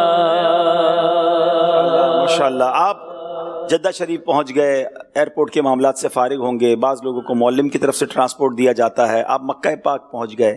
بس ایک مشورہ ہم دیا کرتے ہیں کہ بہت جلدی نہ کریں. آپ تھک گئے ہوں گے، آپ اپنا سامان وغیرہ اپنے روم میں رکھ لیں، تھوڑا سا آرام کر لیں. اگر نمازوں کے اوقات نہ ہوں، وقت ہو تو ریسٹ کر لیں، فریش ہو جائیں. بھوک لگی ہے تو کھانا کھا لیں، چائے پی لیں. یعنی اپنے آپ کو ایسا پکا کر لیں کہ اب جب کعبے کے پاس جائیں تو اب بڑے فریش ہوں. نارملی کیا ہوتا ہے، ہم پاکستان میں بڑی چیزیں سوچ کے جاتے ہیں، یار پہلی نظر ہوگی کعبے کو تو خوب روؤں گا، بہت دعائیں کروں گا، پھر طواف میں بھی اللہ کی بارگاہ میں خوب دعائیں کروں گا، میں تو بس قدم قدم پر دعائیں کروں گا. لیکن ہم ایک غلطی پتہ ہے کیا کرتے ہیں کہ جب پاکستان سے یا دنیا سے جہاں سے بھی جا رہے ہوتے ہیں، مکے پاک پہنچتے ہیں نا تو اتنے تھکے ہوئے ہوتے ہیں اور کہتے ہیں یار ابھی بھی عمرہ کرنا ہے تاکہ جلدی سے احرام اتر جائے. پیچھے کانسیپٹ پتہ ہے کیا ہوتا ہے کہ یار یہ عمرہ ہو جائے گا نا تو احرام اتر جائے گا. میں نے پہلے ہی کہا نا احرام فرینڈلی بن جائیں، احرام کے ساتھ سونے کی عادت ڈال لیں تو آپ کو جلدی نہیں ہوگی. ہاں آپ اپنے ہوٹل میں جائیں، جا کے سو جائیں، بالکل فریش ہو جائیں، کھانا کھائیں. اب آپ کو لگتا ہے کہ یار اب میرے اندر فل انرجی ہے نا، کیونکہ اب آپ نے ایک زبردست عبادت کرنی ہے اور کعبے پر پہلی نظر پڑھ کے تو دعائیں قبول ہوتی ہیں. میں فریش ہوں گا تو دعائیں کر سکوں گا. یعنی ایسے بھی مسائل ہم سے لوگوں نے پوچھے ہیں کہ ہم طواف کرتے کرتے سو گئے، ہمیں پتہ ہی نہیں کتنے چکر ہوئے. یعنی چلتے چلتے بھی بندہ سو جاتا ہے. اس کا مطلب یہ ہوا کہ پیچھے سے اتنے تھکے ہوئے تھے کہ بیچاروں کی آنکھیں ہی نہیں کھلی طواف کے دوران. تو میری گزارش یہ ہے کہ ایسی بھی کیا جلدی ہے، ہم آپ کو ایک دن کے لیے تو گئے نہیں ہیں اور ہماری اس کے بعد بھی کوئی بزنس میٹنگ نہیں ہے. تو فریش ہو کر، تگڑے ہو کر اب آپ حرم پاک کی طرف جائیں. اچھا، حرم شریف کی طرف جب جائیں تو ایک اور احتیاط کر لیں کہ اپنی ہوٹل کا کارڈ ضرور لے لیں. بعض اوقات پہلی بار جو لوگ جاتے ہیں ان کو واپسی میں پھر ہوٹل آنا مشکل ہو جاتا ہے. فیملی کے لوگ ہیں تو سب کو ایک ایک کارڈ دے دیں، کیونکہ اس کے پیچھے نارملی ہوٹل کا نقشہ بھی ہوتا ہے. کوئی آگے پیچھے بھی ہو گیا تو کارڈ دکھا کر آپ کے ہوٹل تک آ جائے گا. اچھا، اب آپ حرم شریف میں جب داخل ہو رہے ہیں نا تو اس میں سبحان اللہ کسی بھی دروازے سے داخل ہوں گے تو تھوڑی دیر بعد ہی آپ کو کعبہ شریف نظر آنا شروع ہو جائے گا. تو جب آپ، ویسے تو بہتر ہے کہ باب السلام سے داخل ہوں، لیکن اگر آپ وہاں نہیں جا پا رہے تو آپ کسی بھی دروازے سے داخل ہو جائیں. تو اب جب آپ دروازے سے داخل ہوں تو اب آپ نے نظریں نیچی رکھنی ہے، لبیک پڑھتے رہنا ہے، اپنے گناہوں کو یاد کرنا ہے، کیونکہ کعبے پر جب پہلی نظر پڑے گی تو جو دعا مانگی جائے وہ دعا قبول ہوتی ہے. علماء نے بڑی پیاری دعائیں لکھی ہیں کہ کعبے کو دیکھ کر پہلے تو درود پاک ہی پڑھ لے کہ اگر درود پاک قبول ہو گیا تو بھی ہمارا بیڑا پار ہو جائے گا. اور پھر اس کے بعد یہ دعا کر لے کہ یا اللہ جو دعائیں میں تجھ سے مانگوں، اے اللہ اپنے کرم سے وہ دعائیں قبول فرمانا. اب اسی طرح بہت سارے پیارے پیارے اس میں اشعار بھی ہیں کہ یا الہی جو دعائیں نیک ہم تجھ سے کریں، قدسیوں کے لب سے آمی ربنا کا ساتھ ہو، ہاتھ اٹھتے ہی بر آئے ہر مدعا، وہ دعاؤں میں مولا اثر چاہیے. اللہ اکبر لا الہ الا اللہ واللہ اکبر وللہ الحمد. یہ پڑھیں، کلمہ پاک پڑھیں، پھر اس کے بعد جو دل میں، جلدی نہ مچائیں، مانگیں. دیکھیں ادھر نہیں مانگیں گے تو کدھر مانگیں گے. اور میں یقین کریں، بلیو کریں، ماشاءاللہ عبدالحاد بھائی بھی بیٹھے ہیں اور بھی بہت سارے لوگ ہیں جو کئی بار گئے ہیں، یہ ماشاءاللہ نعت خواہ اسلام میں بھی کئی بار گئے ہیں، لیکن یقین کریں کوئی 1000 بار بھی مکہ پاک گیا ہو نا اور اس نے ہزاروں بار کعبے کو دیکھا ہو، کعبے کے سامنے جب بھی جاتے ہیں نا کیفیت ہی الگ ہو جاتی ہے. خدا کی قسم، یقین، مطلب ایک عجب کیفیت. میں واقعی کعبے پاک کے سامنے کھڑا ہوں، اتنا سا ہو جاتا ہے آدمی، اتنا سا اس کو اپنی اوقات، اپنی حیثیت، ایسا فیلنگ آ جاتی ہے کہ یار میں کدھر آ گیا، رحمان کا گھر سامنے اور میں فقیر، میں گناہ گار اس کے در کے سامنے. اور علماء نے بڑی پیاری بات لکھی ہے کہ جو کعبے کو دیکھ کر دعا قبول ہوتی ہے نا، اس کا ایک ریزن یہ بھی ہے کہ جو کیفیت کعبے کو دیکھ کر ہوتی ہے نا اور دل پر جو رکت طاری ہوتی ہے، وہ رکت پہ کچھ بھی مانگا جائے تو وہ قبول ہو جاتا ہے. علماء فرماتے ہیں وہ رکت، وہ کیفیت تمہارے وطن میں بھی طاری ہو گئی، یہاں بھی تمہاری دعا قبول ہو جائے گی، کیونکہ وہ لمحہ ہی الگ ہوتا ہے بالکل، جس کو کہتے ہیں اسپیچ لیس. انسان جب بالکل کعبے کے سامنے کھڑا ہونا تو الفاظ ہی ختم ہو جاتے ہیں، حیران ہو جاتا ہے. وہ ہے نا کہ کعبے پر پڑی جب پہلی نظر، کیا چیز ہے دنیا، بھول گئے۔ تو بہرحال میرے پیارے اسلامی بھائیوں، بس خوب مانگیے گا، خوب مانگیے گا، اپنے لیے مانگیے گا، اپنے ماں باپ کے لیے مانگیے گا، ہمارے پیارے وطن کے لیے مانگیے گا، سرکار کی ساری امت کے لیے مانگیے گا، جو تڑپ رہے ہیں، جو رہ گئے ہیں پیچھے، ان کے لیے مانگیے گا، اپنے لیے بار بار حاضری مانگیے گا، حج مانگیے گا، عمرہ مانگیے گا۔ یہ مانگنے کا مقام ہے اور رحمتوں کی برسات ہے۔ یہ وہی کعبہ ہے جس کی ایک سائڈ جس کو مستجاب کہا جاتا ہے، 70,000 فرشتے دعاؤں کی آمین کے لیے موجود رہتے ہیں۔ تو آپ نے خوب دعائیں کرنی ہیں، اللہ ہم سب کی دعائیں کعبے کے سامنے قبول فرمائے۔ حضور کعبہ حاضر ہے، حضور کعبہ حاضر ہے، حرم کی خاک پر سر ہے پڑی، سرکار میں پہنچے مقدر یاوری پر ہے پڑی، سرکار میں پہنچے نہ ہم آنے کے لائق تھے نہ قابل منہ دکھانے کے، مگر تیرا کرم ذرہ نوازو پردہ پرور ہے، مگر تیرا کرم ذرہ نوازو پردہ پرور ہے۔ میرے اسلامی بھائیوں، اب کعبے کے سامنے پہنچ گئے ہیں۔ پہلے اچھی طرح دیکھ لیں کہ حجر اسود کہاں ہے۔ اس کی نشانی یہ ہے کہ گرین لائٹ تھوڑا سا پیچھے موجود ہوتی ہے اور لوگ وہاں پر استلام بھی کر رہے ہوں گے۔ حجر اسود کے قریب آپ نے پہنچ کر پہلے تو اپنا دایاں کاندھا کھلا کر دینا ہے، اس کو اجتباء کہتے ہیں۔ اور یہ کس طرح ہوگا میں ذرا یہ بھی دکھا دیتا ہوں، اور انشاءاللہ پھر ہم آپ کو امیر اہل سنت کا ایک بڑا پیارا سا کلپ بھی دکھائیں گے انشاءاللہ۔ یہ اب دیکھیں کہ سیدھا کاندھا جو ہے آپ نے کھول لینا ہے۔ جب بھی آپ احرام میں طواف کریں گے، یعنی بعض اوقات لوگ پورا ہی سفر سیدھا کاندھا کھولتے ہیں، یہ صرف طواف کے لیے اجتباء سنت ہے، اس کے علاوہ نہیں ہے۔ باقی آپ نے کاندھا پورا ڈھک کے ہی رکھنا ہے، صرف جب طواف شروع کرنے لگیں تو یہ جو سیدھا کاندھا یہ آپ نے کھول لینا ہے۔ اب یہ تو چونکہ میں نے کپڑے پہنے ہوئے، ورنہ یہ سیدھا کاندھا آپ کا کھل جائے گا، اور اس کے بعد آپ نے طواف کرنا ہے۔ 7 چکر طواف کے پورے ہو جائیں گے تو پھر آپ نے یہ کاندھا جو ہے وہ ڈھک لینا ہے۔ آئیے چلتے ہیں بارگاہ امیر اہل سنت میں، کچھ امیر اہل سنت کے پرسوز طواف کے مناظر دیکھتے ہیں، اور پھر انشاءاللہ مزید آپ کو طواف کے بارے میں کچھ بتاتے ہیں۔ طواف شروع کرنے سے پہلے مرد حضرات کو استباء کرنے کا حکم ہے، یعنی چادر سیدھے ہاتھ کی بغل کے نیچے سے نکالیں اور چادر کے دونوں کنارے الٹے کندھے پر اس طرح ڈالیں کہ سیدھا کندھا کھلا رہے۔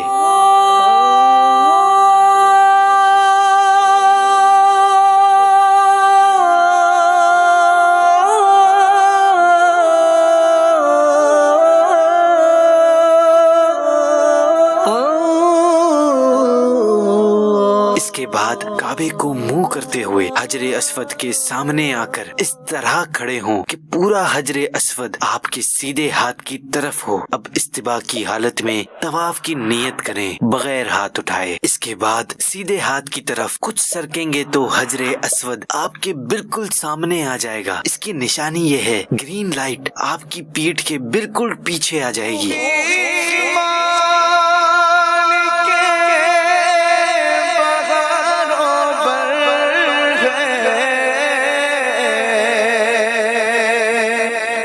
اب اگر ممکن ہو تو حجر اسود کو چوم لیں، اگر رش ہو تو دور سے ہاتھ کے اشارے کے ذریعے چوم لیں۔ تو ہی خالق جن و بشر ہے یا بارش اللہ کے کرم کی ہے، بارش آپ نے طواف کے پہلے 3 چکروں میں رمل کیا۔ صرف مردوں کو رمل کرنے کا حکم ہے۔ ٹھنڈی ہوا حرم کی ہے، ٹھنڈی रमल का मतलब ये कि मर्द तेज तेज छोटे छोटे कदम रखता, शाने हिलाता, जैसे कवि व बहादुर लोग चलते हैं ऐसे चले, मगर याद रहे किसी को तकलीफ न होने पाए। या अल्लाह या रहमान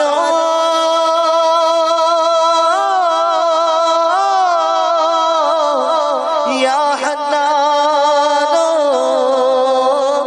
या मन्नान बख्श दे बख्शे हो का सदका बख्श दे बख्शे हो का। आप दुआएं पढ़ते, हर चक्कर में हजरे अस्वद को इस्तिलाम करते हुए तवाफ के 7 चक्कर और 8 बार हजरे अस्वद को इस्तिलाम करते हुए तवाफ पूरा फरमाया। रब्बना इरहम लना या रब्बना।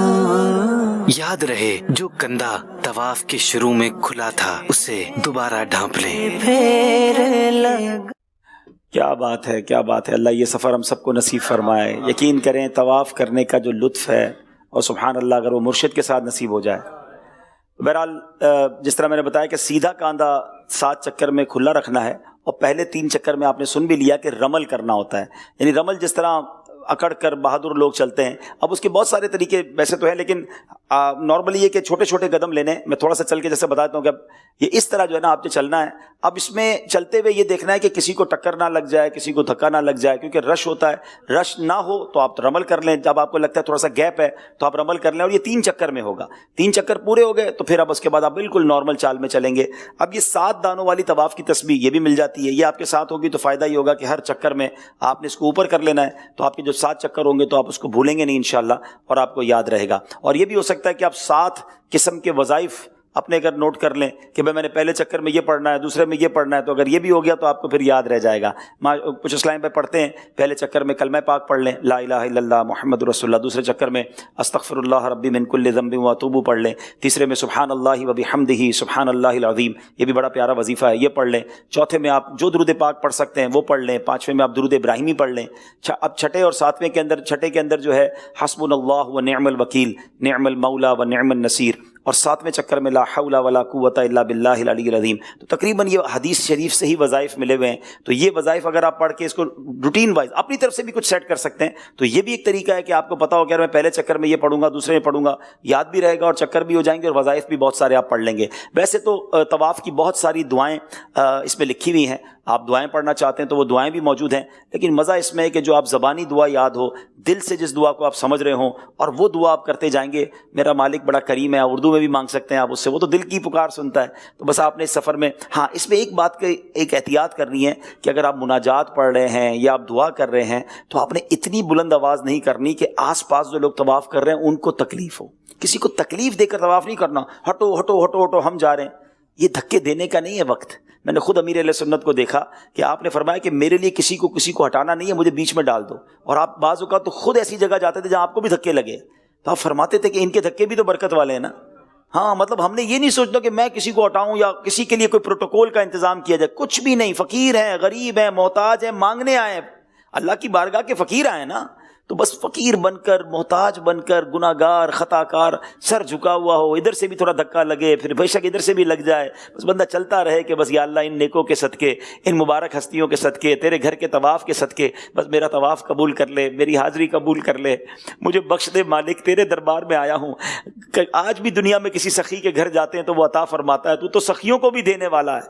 इस कैफियत के साथ, इस अपने गुनाहों को याद करके जब तवाफ़ होगा ना तो उसका लुत्फ़ ही दुबाला हो जाएगा। अल्लाह करे कि ज़ौक़ के साथ, शौक़ के साथ और मकबूल उम्रा हम सबको नसीब हो जाए। अब जैसे तवाफ़ शुरू करना है, आपने उसमें देख लिया कि आपने हजर अस्वद के सामने खड़े होकर इस्तिलाम करना है। अब इस्तिलाम का तरीका कैसे है कि आपके कांधों और चेहरे के साथ ये हाथ हो जाएं, बिस्मिल्लाहि वल्हम्दुलिल्लाहि वल्लाहु अकबर वस्सलातु वस्सलामु अला रसूलिल्लाह। अभी आपने हाथों को चूम लिया और उसके बाद आप वापस काबे को आपने लेफ्ट साइड पे किया और अब आपने तवाफ़ शुरू कर दिया। हर बार आपने हजर अस्वद का इस्तिलाम करना है। 8 बार इस्तिलाम होगा, क्योंकि जब 7 चक्कर होंगे तो पहले भी आपने किया था और आखिर में भी आप कर रहे हैं, तो 8 बार इस्तिलाम होगा और तवाफ़ के चक्कर 7 होंगे। जैसे ही 7 चक्कर पूरे हो जाएं, اب آپ طواف سے فارغ ہو گئے، اپنا کاندھا آپ واپس ڈھک لیں گے، ٹھیک ہے نا. اب اس کاندھے کو جو آپ نے کھولا تھا اس کو آپ واپس ڈھک لیں گے، اور اب آپ نے طواف کے نوافل پڑھنے ہیں. طواف کے نوافل کیسے پڑھنے ہیں اور ملتزم اور زمزم شریف پر کیسے آنا ہے، میں اس کے بارے میں انشاءاللہ آپ کو عرض کرتا ہوں. مل کر ایک بار پھر لبیک پڑھ لیں. لبیک اللہم لبیک لبیک لا شریک لک لبیک ان الحمد والنعمت لک والملک لا شریک لک لبیک اللہم لبیک لبیک لا شریک لک لبیک ان الحمد والنعمت لک والملک لا شریک لک. اب آپ نے طواف ہو گیا. مقام ابراہیم بہت ہی خوبصورت مقام ہے، اس کے قریب کوشش کر کے، اب ویسے تو بہت رش ہوتا ہے، اس کی سیدھ میں پیچھے آپ کو جگہ کہیں مل جائے، بلکہ پورے حرم میں بھی کہیں جگہ مل جائے تو آپ 2 رکعت طواف کے بعد یہ طواف کے جو نفل کہلاتے ہیں وہ پڑھنے آپ نے. اور یہ بڑی خوبصورت ایک آیت ہے کہ مقام ابراہیم کے قریب اگر پہنچ کر یہ آیت پڑھ لیں وَاتَّخِذُوا مِن مَقَامِ إِبْرَاهِيمَ مُصَلًّى، اور ابراہیم کے کھڑے ہونے کی جگہ کو نماز کا مقام بناؤ. مقام ابراہیم کے قریب جگہ ملے تو بہتر ہے، ورنہ مسجد حرام میں جہاں بھی جگہ ملے، اور اگر وقت مکروہ نہ ہو تو 2 رکعت یہ نماز طواف ادا کرنی ہے. پہلی رکعت میں سورہ فاتحہ کے بعد قل یا ایھا الکافرون، اور دوسری رکعت میں قل هو اللہ احد پڑھنا ہے. یہ نماز یاد رہے واجب ہے، کوئی مجبوری نہ ہو تو طواف کے بعد فوراً پڑھنا سنت ہے. اکثر لوگ کندھا کھلا رکھ کر نماز پڑھتے ہیں، یہ مکروہ ہے. اسی طرح اگر مکروہ وقت داخل ہو گیا، یعنی عصر کے بعد آپ نے طواف کیا، بھی نفل نہیں پڑھ سکتے، یہ 2 رکعت نہیں پڑھ سکتے، تو آپ بعد میں بھی پڑھ سکتے ہیں، لیکن کوشش کریں کہ یہ مسجد الحرام کے اندر پڑھیں. اور اگر مسجد الحرام کے اندر آپ نہ پڑھ سکے، بھول کے اپنے ہوٹل وغیرہ چلے گئے، تو حدود حرم کے اندر آپ مکہ پاک میں بھی اس کو پڑھ سکتے ہیں، لیکن بہتر یہی ہے کہ مسجد الحرام میں ہم اس کو آ کر پڑھیں. اب آئیے پیارے اسلامی بھائیوں، نبی پاک کی حدیث پاک سنیں کہ جو مقام ابراہیم کے پیچھے 2 رکعتیں پڑھے اس کے اگلے پچھلے گناہ بخش دیے جائیں گے، اور قیامت کے دن امن والوں میں محشور ہوگا، یعنی اٹھایا جائے گا. کیا بات ہے. مقام ابراہیم کے بعد اس کی نماز کے لیے سب سے افضل کعبہ معظمہ کے اندر پڑھنا ہے، پھر حتیم میں میزاب رحمت کے نیچے، اس کے بعد حتیم میں کسی اور جگہ، پھر کعبہ معظمہ سے قریب تر جگہ، اور پھر مسجد الحرام میں کسی جگہ، اور پھر حرم مکہ کے اندر جہاں بھی ہو. تو مہربانی کر کے کوشش تو یہی کریں کہ حرم شریف کے اندر پڑھ لیں، ورنہ پھر حدود حرم کے اندر پڑھ لیں. اچھا، اب اس میں سنت یہ ہے کہ وقت کراہت نہ ہو تو طواف کے بعد فوراً نماز پڑھے، بیچ میں فاصلہ نہ ہو، اور اگر نہ پڑھی تو عمر بھر میں جب پڑھے گا ادا ہی ہے، قضا نہیں، مگر برا کیا کہ سنت فوت ہوئی. اب آئیے مقام ابراہیم کے قریب نوافل پڑھنے کے بھی امیر اہل سنت کے بڑے رکعت انگیز اور بڑے پیارے مناظر ہیں، آپ کو دکھاتے ہیں. طواف کے بعد مقام ابراہیم پر آ کر یہ آیت کریمہ پڑھیے، وَاتَّخِذُوا مِن مَّقَامِ إِبْرَاهِيمَ مُصَلًّى، اور اس کے بعد 2 رکعت نماز طواف پڑھیے. اور یہ نماز واجب ہے. پہلی رکعت میں قل یا ایھا الکافرون اور دوسری رکعت میں قل هو اللہ پڑھیں، بشرط یہ کہ مکروہ وقت نہ ہو. اگر مکروہ وقت ہو تو بعد میں پڑھ لیجئے. اگر مقام ابراہیم کے پاس جگہ نہ ملے تو مسجد حرام میں جہاں جگہ ملے وہاں نماز ادا کر لیں. اس کے بعد مقام ابراہیم پر دعا کیجئے کہ یہ دعا قبول ہونے کا وقت ہے.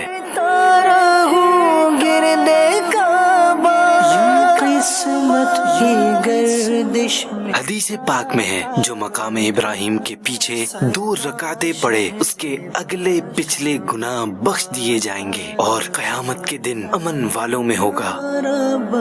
یہ 2 رکعتیں پڑھ کر دعا مانگیے. اس کے بعد ملتزم پر آئیے. ملتزم حجر اسود اور باب کعبہ کے درمیان کی جگہ کا نام ہے. خوب دعا کیجیے. سبحان اللہ. اب نوافل پڑھ لیے، اب ملتزم پر آنا ہے. یہ آپ کو ویڈیو میں بھی دکھایا گیا کہ باب کعبہ اور حجر اسود کے درمیان یہ بڑی مختصر سی جگہ ہے.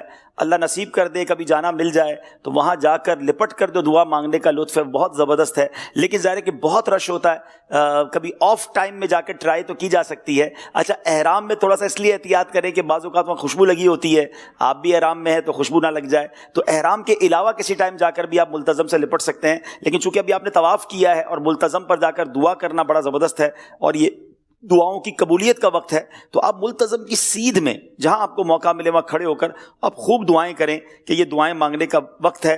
اور اس کے لیے ایک دعا بھی ہے اسی کتاب میں لکھی ہوئی ہے، یا واجدو یا ماجدو لا تزل عنی نعمتا انعمتہا علیہ، اے قدرت والے، اے بزرگ، تو نے مجھے جو نعمت دی اس کو مجھ سے زائل نہ کر. پھر مزید ملتزم پر دعائیں پڑھنے کی لکھی ہوئی ہیں. اس کے بعد آپ نے زمزم شریف پر آنا ہے. اب زمزم شریف کے پاس وہاں کولر لگے ہوئے ہوتے ہیں، پہلے تو کنواں تھا وہاں جاتے تھے، اب زمزم شریف کے کولر لگے ہوئے ہیں، وہاں آپ نے جا کے پانی پینا ہے.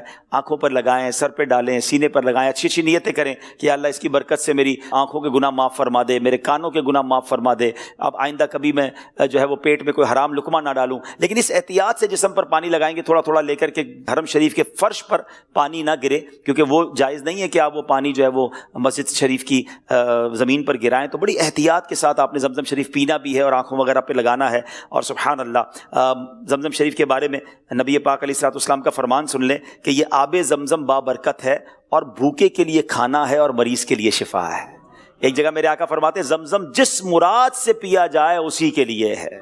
سبحان اللہ، کیا خوبصورت شعر ہے نا یہ زمزم. زمزم اس لیے ہے جس لیے اس کو پیے کوئی، یہ زمزم اس لیے ہے جس لیے اس کو پیے کوئی، اسی زمزم میں جنت ہے، اسی زمزم میں کوثر ہے، اسی زمزم میں جنت ہے، اسی زمزم میں کوثر. سبحان اللہ. اب آپ نے سعی کرنے کے لیے صفا مروہ کی طرف آ جانا ہے. وہاں باقاعدہ بورڈز وغیرہ بھی لگے ہوئے ہوتے ہیں. اچھا، سعی کے لیے بہتر یہ ہے، علماء فرماتے ہیں کہ جو بیسمنٹ ہے کوشش کریں کہ کسی طرح آپ کو بیسمنٹ تک رسائی مل جائے، تو وہ پرانے ہی حدود اربع کے لحاظ سے وہ صحیح ہے، تو وہاں جا کر صحیح کریں تو ماشاءاللہ وہ زیادہ بہتر ہے. تو اب صفا مروہ کے درمیان آپ نے صحیح کرنی ہے، اور یہ 7 چکر ہیں. اس میں بعض اوقات کچھ لوگ کنفیوز ہو جاتے ہیں کہ یار حجر اسود سے شروع کیا تھا اور حجر اسود پر آ کر ختم کیا تو یہ 1 چکر ہوا، تو اسی طرح صفا سے شروع کر کے واپس مروہ اور مروہ سے صفا آئیں گے تو 1 چکر ہوگا. ایسا نہیں ہے. صفا سے مروہ 1 چکر ہے، مروہ سے صفا پھر دوسرا چکر ہے، پھر صفا سے مروہ تیسرا چکر ہے. تو یعنی دوسرے لفظوں میں کہ صفا سے شروع ہوتی ہے اور مروہ پر 7واں چکر ختم ہوتا ہے. تو یہ آپ نے ذہن میں بات رکھنی ہے. دوسرا یہ کہ اس کی ماشاءاللہ بہت پیاری پیاری دعائیں ہیں، کتاب میں نیت بھی لکھی ہوئی ہے، بڑی پیاری نیت ہے. اے اللہ، میں صفا اور مروہ کی سعی کا ارادہ کرتا ہوں، اسے میرے لیے آسان فرما، میری طرف سے قبول فرما. اور پھر خوب صفا پر دعائیں کریں، اور اب پیدل آرام سے سکون سے درود پاک پڑھتے ہوئے دعائیں پڑھتے ہوئے چلنا شروع کر دیں. اب صفا مروہ کے درمیان ایک گرین لائٹس آتی ہیں جس کو میلین اخضرین کہتے ہیں. جب وہ گرین لائٹس آئیں گی تو مردوں کو وہاں پر دوڑنا ہے، خواتین وہاں بھی بڑی نارمل چال سے ہی چلیں گی. تو مرد اس کے درمیان دوڑتے ہوئے پھر مروہ پہ پہنچیں گے. جب آپ مروہ پہنچ جائیں پھر کعبے کی طرف رخ کریں، پھر کچھ دعائیں کریں، جتنی ہمت ہے دعائیں کریں، پھر مروہ سے صفا آ جائیں، آپ صفا آ کر دعائیں کریں. اس طرح یہ آپ نے 7 چکر پورے کرنے ہیں. جب آپ کے صفا مروہ کے 7 چکر پورے ہو جائیں گے، یعنی آپ نے طواف کے 7 چکر بھی پورے کر لیے، صفا مروہ کے بھی 7 چکر پورے کر لیے، تو ماشاءاللہ آپ کا عمرہ ہو گیا. اب آپ نے کیا کرنا ہے، مردوں کو حلق یا تقصیر کروانی ہے، یعنی اپنے بال کاٹنے ہیں. افضل تو یہ ہے، بہتر تو یہ ہے کہ سر کے سارے بال اتار لیے جائیں، جس کو ہم حلق کراتے ہیں، ٹنڈ کروانا کہتے ہیں. نبی پاک علیہ الصلوۃ والسلام نے حلق کروانے والوں کو 3 بار دعا سے نوازا ہے. اچھا، تقصیر کیا ہے کہ اب 1/4 سر کے بال 1 پورے کے برابر، 1 انچ کے برابر کٹوائیں. اب اس میں سستی کرتے ہیں کچھ لوگ، ادھر تھوڑی کینچی لگا لی، ادھر کینچی لگا لی، ادھر اب بالوں کا سٹائل چینج نہ ہو جائے. وہ اپنے بالوں کے چکر میں بعض اوقات ایسی غلطی بھی کر جاتے ہیں کہ وہ پھر احرام سے فارغ ہی نہیں ہوتے. آپ جو احرام سے فارغ نہیں ہوا تو آپ سمجھ سکتے ہیں کہ ساری زندگی کہیں کیا پھر احرام کی پابندیاں رہیں گی. بہرحال اس کی الگ مسائل ہیں. تو ہمیں اس میں جس کو کہتے ہیں اس میں بھی سستی نہ کریں. بہتر تو یہ کہ آپ ٹنڈی کروا لیں, اور اگر نہیں تو پھر نائی کے پاس جا کر اس کو باقاعدہ کہیں کہ بھائی میرے ہر تمام سر کے بال کم از کم 1-2 انچ کم کرو. آپ کو تسلی ہونی چاہیے کہ سر کے اتنے بال اتر گئے کہ میرا کم از کم احرام اتر گیا. اس کے بعد پھر آپ نے احرام اتار کر لباس وغیرہ پہننا اور باقی چیزوں پر طرف جانا ہے. اسلامی بہنیں جو ہیں وہ تقصیری کریں گی, اور ان کا طریقہ یہ کہ اپنی چٹیا کے بال آخر میں اپنی انگلی پر لپیٹ لیں, یعنی ایک پورے کے برابر انہوں نے اپنی چٹیا کے بال کاٹنے ہیں تو وہ ایک پورے کے برابر لپیٹ کر پھر اس کو کاٹ لیں, تو ان کی تقصیر ہو جائے گی. تو یہ اب جا کر آپ کا احرام ختم ہوا, اب آپ جو بھی خوشبو لگانا ہے یا دیگر جو بھی معاملات ہیں وہ آپ کے لیے جائز ہو گئے. تو اس بات کا خیال رکھنا ہے کہ ایسا بھی ہوا کہ بعض اوقات کچھ لوگ زیادہ ماشاءاللہ عمرہ کرتے ہیں اور آپ نے بھی زیادہ عمرے کرنے ہیں, یاد رکھیے گا. بلکہ ہم نے یہ معمول دیکھا ہے بزرگوں کا, بڑوں کا, کہ پہلا عمرہ جب بھی کرتے ہیں جا کر تو وہ پہلا عمرہ نبی پاک علیہ الصلوۃ والسلام کے ایصال ثواب کے لیے کرتے ہیں. پہلا عمرہ آقا کے نام پر ہے, نبی پاک نے ہمیں بھی تو یاد رکھا نا, ہم آقا علیہ الصلوۃ والسلام کے نام کا عمرہ کریں, پھر عمرہ کریں تو والدین کے نام کا کریں, پیر و مرشد کے نام کا کریں. یعنی آپ کو اپنے اس سفر میں زیادہ عمرے کرنے. ایسے میں نے اسلامی بھائی کو دیکھا ایک دن میں 3 عمرے کرتے ہیں, ایک دن میں 2 عمرے کرتے ہیں, یہ 2-2.5 گھنٹے میں عمرہ ہو جاتا ہے. اب آپ نے دوبارہ عمرہ کرنا ہے تو اب کیا کرنا ہے, اب آپ نے احرام باندھنے جانا پڑے گا مسجد عائشہ, مسجد عمرہ بھی جس کو کہا جاتا ہے. 2-3 مقامات ہیں لیکن مسجد عائشہ قریب ہے, ٹیکسی کروائیں گے تو 10-15-20 ریال میں آپ چلے جائیں گے, 3-4 اسلام میں مل کے چلے جائیں, تو احرام وہاں پر جا کے باندھیں, نیت کریں, واپس آ جائیں تو پھر عمرہ کر لیں. تو اور کیا کرنا ہے ہم نے ادھر, تو عمرے کا تو ثواب کتنا ہے, تو آپ نے پھر عمرے کرنے ہیں. اور ہاں اس میں بعض اوقات کیا ہوتا ہے, کچھ لوگ جب زیادہ عمرے کرتے ہیں نا تو وہ سمجھتے ہیں ایک بار ٹینڈ کروا لی اب دوبارہ کرنے کی کیا ضرورت ہے, صبح ہی تو کروائی تھی, اچھا کل ہی تو بال اتارے تھے ابھی تو بال بھی نہیں ہیں. تو آپ نے جتنی بار عمرہ کرنا ہے, اگر آپ نے بال کٹوا لیے تھے, حلق کروا لیا تھا, تو آپ نے اس پر پھر اس طرح گھمانا ہے. یہ خیال رکھیے گا, بے شک 1 انچ بال بھی نہ آئے, لیکن آپ نے یہ بار بار کرنا ہے تاکہ آپ کے احرام کی پابندیاں آپ پر نہ رہیں. میں نے بہت مختصر اور بڑا جس کو کہیں کہ شارٹ کر کے آپ کو عمرے کا طریقہ بیان کیا ہے, لیکن ظاہر ہے کہ اس کے بہت سارے مسائل ہیں. شروع میں بھی میں نے کہا تھا کہ رفیق المعتبرین کتاب آپ کے ساتھ ہو, بلکہ ہو سکے تو کتاب کچھ زیادہ لے جائیں, آپ بھی پڑھیں دوسروں کو بھی دے دیں. اچھا اس کی یہ موبائل میں ڈاؤن لوڈ بھی ہو سکتی ہے, تو آپ PDF بھی اپنے موبائل میں رکھیں, جہاز میں بھی پڑھتے رہیں, تو بہت سارے مسائل آسان اردو میں ہے, آپ اس کو سمجھ جائیں گے. تو یہ ماشاءاللہ آپ کا عمرہ کمپلیٹ ہوا. جی عبداللہ بھائی. عبدالرحیم بھائی, آپ نے ماشاءاللہ اسلامی بھائیوں کے حوالے سے بہت ساری گفتگو کی. کچھ خواتین میں یہ غلط فہمی پائی جاتی ہے کہ ان کے ایام ہوتے ہیں, جہاز میں بیٹھ جاتے ہیں کہ بھئی وہاں جا کر جب فارغ ہو جائیں گے پھر عمرے کی نیت کریں گے, پھر عمرہ ادا کریں گے, ان کو بھی تھوڑا گائیڈ کر دیجئے. جی دیکھیں, اسلامی بہنوں کے اگر ایسے ایام آ گئے ہیں کہ جس میں وہ ناپاک ہو گئی ہیں, پاک نہیں ہے, تو اب اگر پاکستان سے جا رہے ہیں تو احرام کی نیت تو ان کو کرنی ہوگی. ہاں ان کو مکے میں انتظار کرنا ہوگا کہ جب تک وہ اپنے معاملات سے فارغ نہ ہو جائیں, اس کے بعد وہ حرم میں داخل ہو سکیں گی اور اپنا عمرہ وغیرہ اور تمام معاملات کو کر سکیں گی. تو ان چیزوں کا خیال ضرور رکھنا ہوگا, اور اس میں جو ہے وہ ایسا نہیں ہو سکتا کہ جناب بغیر احرام کے وہاں پر چلے جائیں. پھر اس کے ظاہر ہے کہ مسائل ہوں گے, پھر دم دینا پڑے گا اور اس کی پوری تفصیل ہے. تو بہتر یہ کہ اگر کسی کے ساتھ ایسا معاملہ ہو جائے یا کسی کی فیملی کے ساتھ, تو پھر علماء کرام سے, دارالفتہ اہل سنت سے اس کی مزید رہنمائی بھی لے لیں. ایک بات اور بھی ایڈ کیجیے کہ بہت سے لوگ زیارتوں کے لیے طائف چلے جاتے ہیں اور پھر وہاں سے واپس آتے ہیں, تو پھر وہ یہ بڑا اہم مسئلہ آپ نے بتا دیا, اور یہ واقعی شروع ہو گیا ہے. پہلے ایسا نہیں ہوتا تھا, مکے کی زیارت تو لوگ کرواتے تھے, اب ٹیکسی والے کہتے ہیں آپ کو ہم طائف بھی گھما کے لے آتے ہیں. طائف واقعی زیارت گاہ تو ہے, لیکن طائف میقات کے باہر ہے. یہ تھوڑا سا مسئلہ سمجھ لیں. اگر کوئی مکہ پاک میں سے مدینہ شریف چلا گیا اور مدینے سے واپس مکے آئے گا, تو اسے احرام پہن کر ہی آنا ہوگا, اس کو عمرہ ہی کرنا ہوگا. بالکل اسی طرح اگر کوئی مکہ پاک سے طائف چلا گیا, اب صبح گیا طائف زیارتیں کرنے اور پھر واپس آ گیا مکے, تو بغیر احرام کے واپس نہیں آ سکتے. طائف سے آپ کو احرام باندھ کر ہی آنا ہوگا اور پھر عمرہ بھی کرنا ہوگا. ہاں اگر کوئی جدہ جاتا ہے تو جدہ اور مکہ جو ہے, جدہ میقات کے باہر نہیں ہے. تھوڑا سا ایک ٹپیکل مسئلہ ہے, میں اس لیے آسان کر دیتا ہوں, ورنہ پھر کبھی تفصیلی سمجھاؤں گا کہ میقات کیا ہوتی ہے تو حرم کیا ہوتا ہے. لیکن آپ یوں آسان لفظوں میں سمجھ لیں کہ مکے سے جدہ جانے والا وہ بغیر احرام کے واپس تو آ سکتا ہے, لیکن مکے سے طائف جانے والا جو ہے وہ احرام کے بغیر نہیں آ سکتا, اور مکہ پاک سے مدینہ طیبہ جانے والا بھی واپس مکہ بغیر احرام کے نہیں آ سکتا. اب اگر مدینہ پاک یا طائف جائیں گے تو احرام پہن کر ہی آنا ہوگا اور آ کر عمرہ بھی کرنا ہوگا. تو مبارک ہو, آپ کا عمرہ ہو گیا, اللہ یہ عمرہ قبول فرمائے, اور اب انشاءاللہ بار بار عمرے کرنے ہیں انشاءاللہ, دوبارہ آنا ہے نہیں آنا, بلکہ 50 بار طواف کرنے والوں کے لیے تو بڑی بڑی بشارتیں ہیں. اگر ٹارگٹ کر رہے نا کہ یار میں 1 ہفتہ مکے میں رہنا تو 50 طواف تو کرنے ہی کرنے ہیں. اب 50 طواف کا مطلب یہ نہیں کہ 50 چکر, ہر 7 چکر کا ایک طواف ہوتا ہے. تو اگر آپ عمرہ نہیں کر رہے تو آپ سادہ لباس میں طواف کریں, ٹھیک ہے نا. وہ الگ بات ہے کہ مطاف سے کرنے دیتے ہیں یا اوپر سے کرنے دیتے ہیں, لیکن 7 چکر آپ نے پورے لباس کے ساتھ کرنے ہیں تو آپ کا نفلی طواف بھی ہو جائے گا. تو بہرحال یہ چند باتیں میں نے عمرے کے حوالے سے بتائیں. اور پھر چلیں دیکھے وہ بستی جس کا رستہ دل کے اندر ہے. حسن حج کر لیا کعبے سے آنکھوں نے سیاہ پائی, چلو دیکھیں وہ بستی جس کا راستہ دل کے اندر ہے, چلو دیکھیں وہ بستی جس کا راستہ دل کے اندر ہے.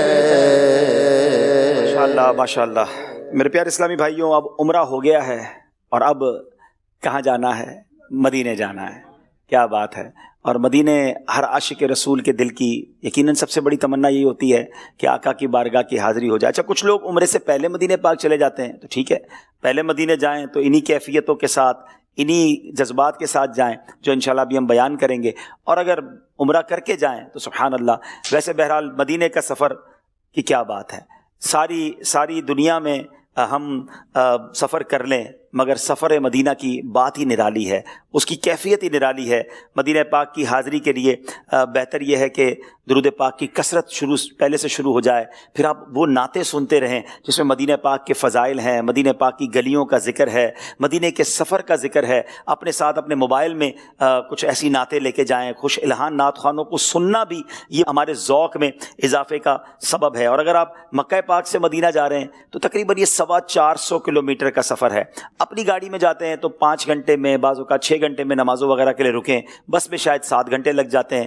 بہرحال یقین کریں زندگی کا سہانا سفر ہوتا ہے. اب ہم کیفیت چلیں, جو لوگ حقیقی طور پہ جا رہے ہیں وہ انشاءاللہ جائیں گے تو ہمارے لیے دعا کیجیے گا, اور جو نہیں جا پا رہے ان کو یوں سمجھیے کہ وہ آنکھیں بند کر لیں. ہم تصور میں مدینے چلتے ہیں تو انشاءاللہ اس بہانے سے مدینے کی ایک کیفیت بھی بن جائے گی سفر کی. تقریباً 450 کلومیٹر کا سفر ہے.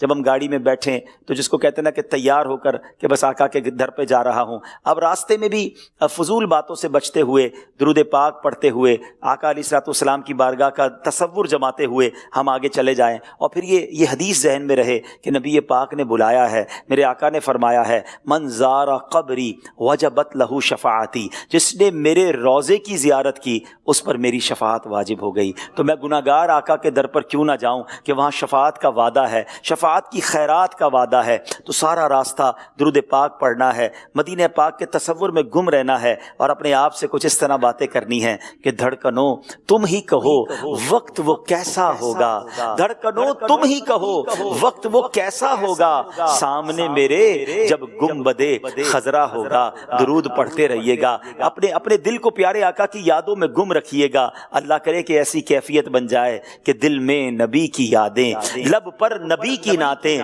جانا تو ایسے جانا سرکار کی گلی میں, ایک روز ہوگا جانا سرکار کی گلی میں, ہوگا وہی ٹھکانا سرکار کی گلی میں. ہماری گاڑی, ہمارا قافلہ مدینے کی طرف رواں دواں ہے. اسی کیفیت میں درود پڑھتے ہوئے جا رہے ہیں. اے لیجیے, ہر تھوڑی دیر بعد ایک بورڈ بھی تو آ رہا ہے, کتنا خوبصورت اس پر لکھا ہوا ہے مدینۃ المنورہ. اتنے کلومیٹر رہ گئے ہیں, ارے تھوڑا اور آگے بڑھے, ایک اور بورڈ آ گیا, اب کلومیٹر اور کم ہوتے جا رہے ہیں. اللہ اکبر, کیسی ہوائیں, کیسی فضائیں, دائیں بائیں دیکھتے ہیں, دیکھا جائے تو ریگستان ہیں, یہ بیابان ہیں, یہ بڑے بڑے نارمل سے پہاڑ ہیں, مگر چونکہ یہ پہاڑ حرمین طیبین کے ہیں, صحرائے عرب ہے, اس میں ایک عجب سی رونق ہے. دنیا میں کہیں اور بغیر سبزے کے پہاڑ ہوں, بغیر سبزے کی زمین ہو تو اچھی نہیں لگتی ہے, مگر عرب کے ریگستانوں کی کیا بات ہے, عرب کے صحراؤں کی کیا بات ہے, ان بیابانوں کی کیا بات ہے, کیونکہ یہ میرے محبوب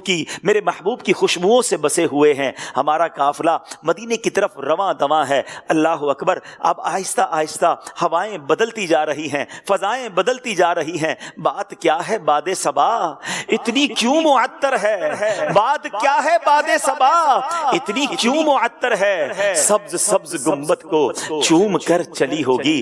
دل سے یہ صدا آ رہی ہے کہ اب مدینہ آنے والا ہے، مدینہ آنے والا ہے۔ میں گناہگار مدینے کی طرف جا رہا ہوں اور مدینہ قریب آتا چلا جا رہا ہے۔ کیسے میں مدینے میں داخل ہوں گا؟ میرے گندے قدم اور ان کا حرم، لاج رکھنا خدا میں مدینے چلا۔ اعلیٰ حضرت امام اہل سنت بھی تو جھنجھوڑ رہے ہیں نا، اللہ اکبر، اپنے قدم اور وہ خاک پاک، حسرت ملائکہ کو جہاں وضع سر کی ہے، معراج کا سما ہے، کہاں پہنچے زائروں، ارے کرسی سے اونچی کرسی اسی پاک در کی ہے۔ اب ایسا کرتے ہیں، اب تو مدینہ بڑا قریب آ گیا ہے، گاڑی کو رکوا لیتے ہیں، ذرا تازہ وضو کر لیتے ہیں، تاکہ جب مدینہ پاک میں داخلہ ہونا تو وہ با وضو داخلہ ہونا چاہیے، تو وضو وغیرہ سے فارغ ہو جائیں، تاکہ اب دوبارہ ایک اچھے ذوق کے ساتھ با وضو مدینہ پاک میں داخلہ ہوگا۔ وضو کر لیا، اب چلیں پھر گاڑی میں بیٹھ گئے، ہاتھ میں تسبیح ہے، سر جھکا ہوا ہے، اپنے گناہ بھی یاد آ رہے ہیں، اور یہی کیفیت ہے کہ ہوئی امید برابر مدینہ آنے والا ہے۔ جھکا لو اب ادب سے سر، مدینہ آنے والا ہے، مدینہ آنے والا ہے، مدینہ آنے والا ہے، مدینہ آنے والا ہے، دیکھو مدینہ آنے والا ہے، مدینہ آنے والا ہے، ہوئی امید برابر، مدینہ آنے والا ہے، جھکا لو اب ادب سے سر، مدینہ آنے والا ہے، جھکا لو اب ادب سے سبل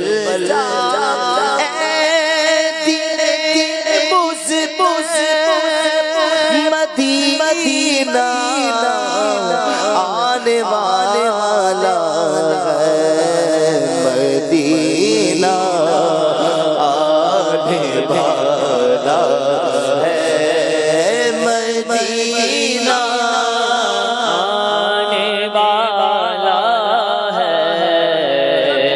دیکھیے دور سے، دیکھیے کچھ نظر آ رہا ہے، نور نظر آ رہا ہے، گھر نظر آ رہے ہیں، خوبصورت سا نورانی شہر نظر آ رہا ہے۔ ہاں یہ کوئی اور شہر نہیں، یہ وہی مدینہ ہے جس کے سپنے دیکھے ہیں، یہ وہی مدینہ ہے جو خیالوں میں بسا ہوا ہے۔ اب قریب میرا گندا وجود مدینہ منورہ میں داخل ہو جائے گا۔ اب تو بورڈ بھی بتا رہا ہے کہ چند کلومیٹر رہ گئے ہیں، دل کا رنگ بدلا جا رہا ہے۔ دھڑکنوں تم ہی کہو وقت وہ کیسا ہوگا، سامنے میرے جب گنبدے خضرا ہوگا، سوچتا ہوں میں وہ گھڑی کیا عجب گھڑی ہوگی، جب درے نبی پہ ہم سب کی حاضری ہوگی۔ درود پڑھتے جا رہے ہیں، آنسو بہتے جا رہے ہیں، بڑی عجیب سی کیفیت ہے، اپنے گناہ اپنی خطائیں یاد آ رہی ہیں کہ کیا منہ لے کر جاؤں گا، نبی پاک کو پیش کیا کروں گا، ساتھ تو کچھ بھی نہیں ہے، نہ سجدے ہیں نہ عبادتیں ہیں، نہ ان کی سنتوں پر عمل کیا، بلکہ جن چیزوں کا انہوں نے منع کیا ہم تو وہ خطائیں بھی کرتے رہے۔ مجرم جا رہا ہے، آقا کی بارگاہ میں جا رہا ہے، چلا ہوں ایک مجرم کی طرح میں جانب طیبہ نظر چلا ہوں ایک مجرم کی طرح میں جانب طیبہ، چلا ہوں ایک مجرم کی طرح میں جانب آقا، نظر شرمندہ بدن لرزیدہ لرزیدہ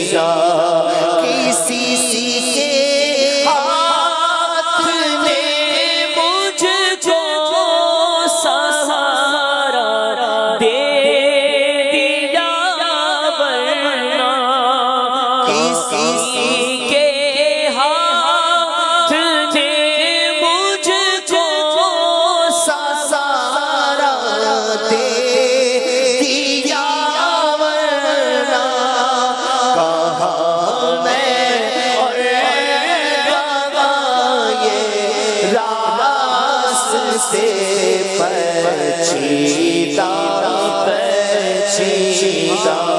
اے پیارے اسلامی بھائیوں، اے لیجئے فضائیں بدل گئی ہیں، ہوائیں بدل گئی ہیں۔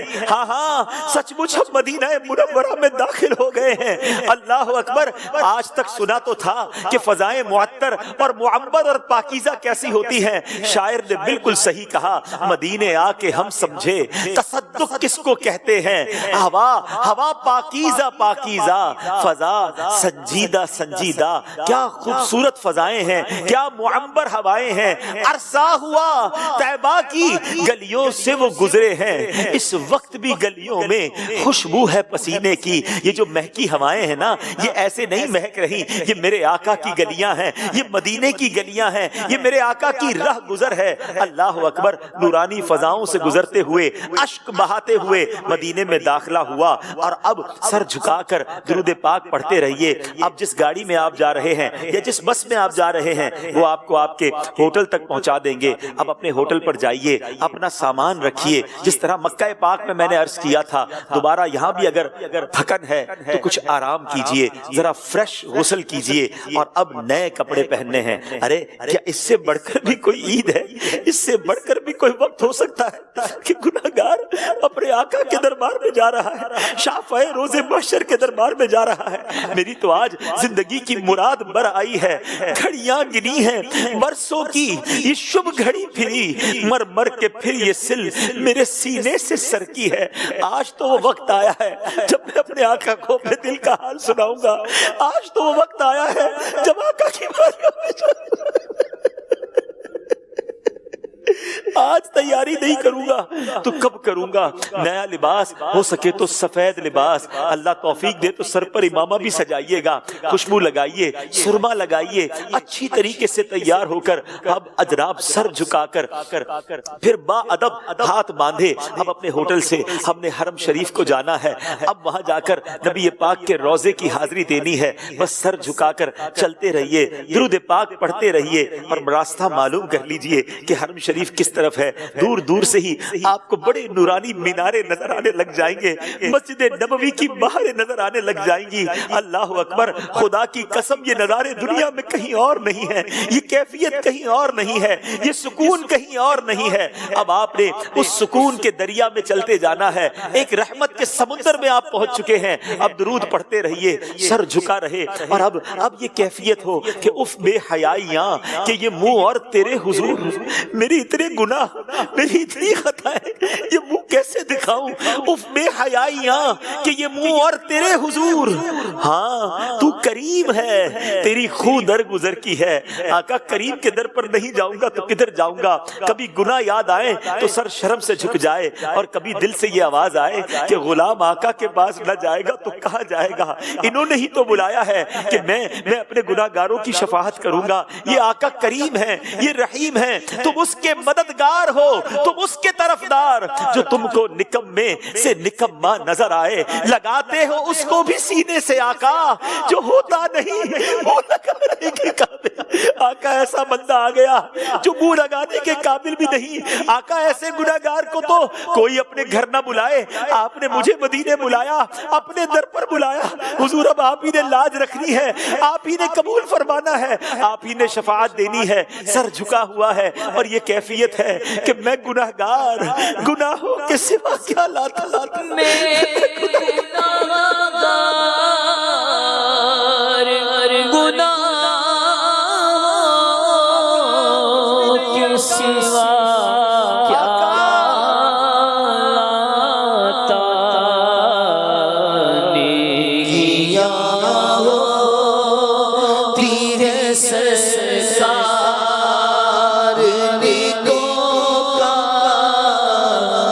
کے پانے کیاں ہوتی ہے سرکار کو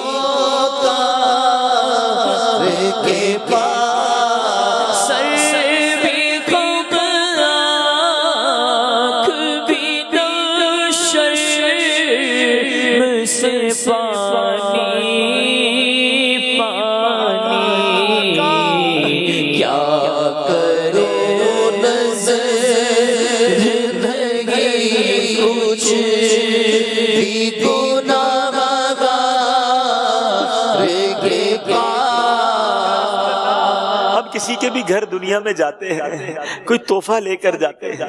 حضور آپ تو ہمارے آقا ہیں، آپ تو ہمارے سب کچھ ہیں، مگر افسوس کوئی تحفہ نہیں لا سکے، کوئی سجدوں کی سوغات نہیں ہے، کوئی نیک اعمال نہیں ہے. کیا کروں، نظر نہیں، کچھ بھی گناہگار کے پاس خالی ہاتھ آئے ہیں. آقا، مگر آقا میں تو آپ کے در کا گدا ہوں نا، میں تو خود ان کے در کا گدا ہوں. اپنے آقا کو میں نظر کیا دوں، میں تو خود ان کے در کا گدا ہوں. اپنے آقا کو میں نظر کیا دوں.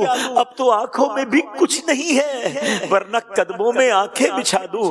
حضور بس گناہگار کو قبول کر لیجئے. یا رسول اللہ میرا سلام قبول کیجئے. انہی کیفیت کے ساتھ چلتے چلتے ہم گنبد خضرا کے قریب آ گئے ہیں. اب وہ دیدار کرنا ہے جس دیدار کے لیے آنکھیں ترس رہی ہیں. کبھی یاد آتا ہے یہ آنکھیں تو گناہ کرتی رہیں، یہ آنکھیں تو حرام دیکھتی رہیں، ان آنکھوں سے یہ پاکیزہ نظارہ کیسے دیکھیں گے.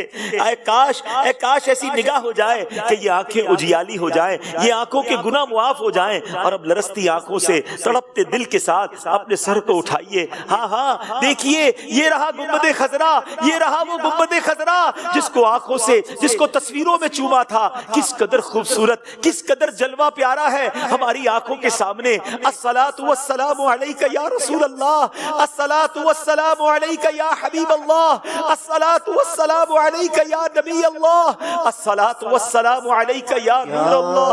اسألک الشفاعۃ یا رسول اللہ، اسألک الشفاعۃ یا رسول اللہ، اسألک الشفاعۃ یا رسول اللہ.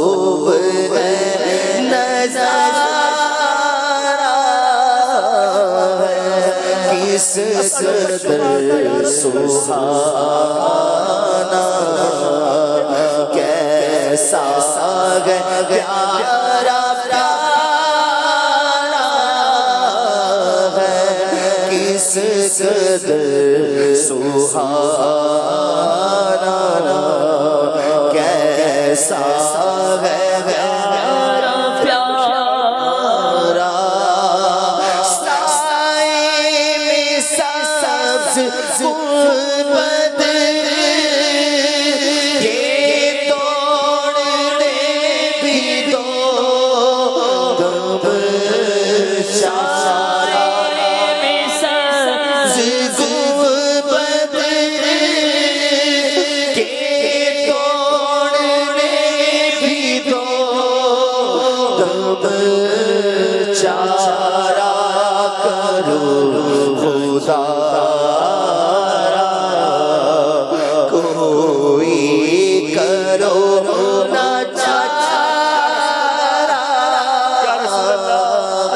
شفاعت یا رسول اللہ. یہ تکرار ہم نے کرنی ہے.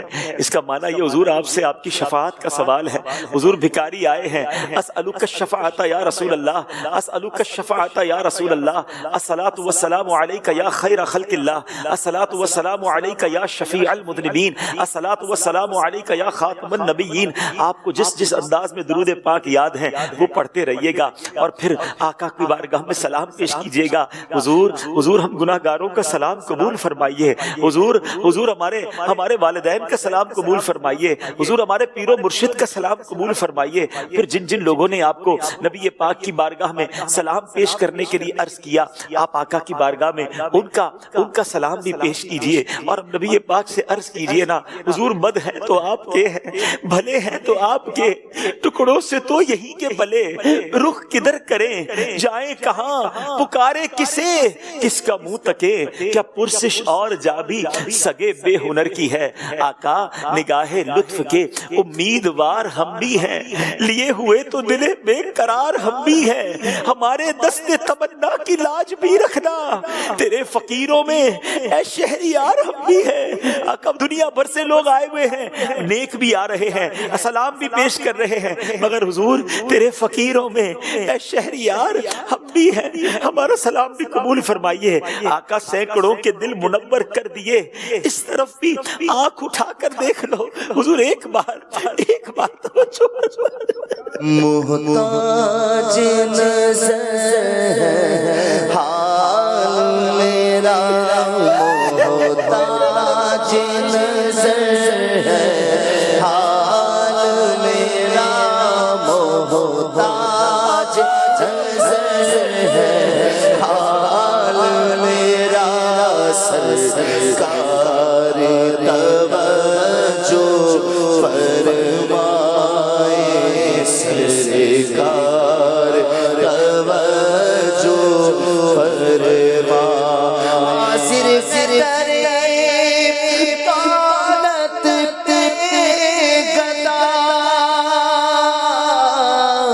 سرکار توجہ فرمائے، محتاج نظر ہے حال میرا جی، محتاج نظر ہے حال میرا، سرکار توجہ فرمائے، میں کر کے ستم اپنی جان پر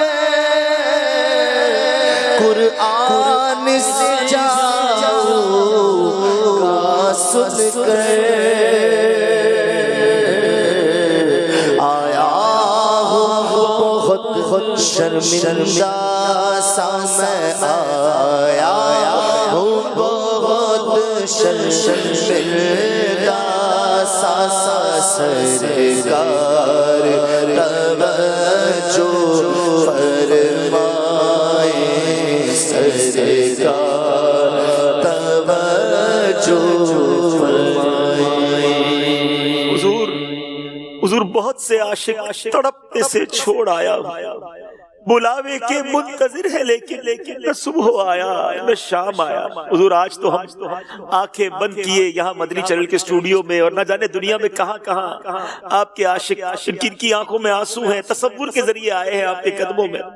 حضور کئیوں کے پاس تو پاسپورٹ بھی نہیں، پیسے بھی نہیں، اسباب بھی نہیں، مہنگائی بھی بہت بڑھ گئی، حضور سادے راہ بھی نہیں، راستے بند لگ رہے حضور، مگر حضور آپ جو چاہیں تو کچھ نہیں مشکل، سمٹ کے یہ فاصلہ چند گام ہو جائے، حضور آپ جو کہہ دیں تو کام ہو جائے۔ مدینے قافلے جاتے ہیں، میں بھی آؤں گا حضور کی ہی آتے ہیں، میں بھی آؤں گا حضور کی ہی آتے ہیں، میں بھی آؤں گا غلام آپ کے جتنے غریب پھر بھی غلام آپ کے جتنے غریب پھر بھی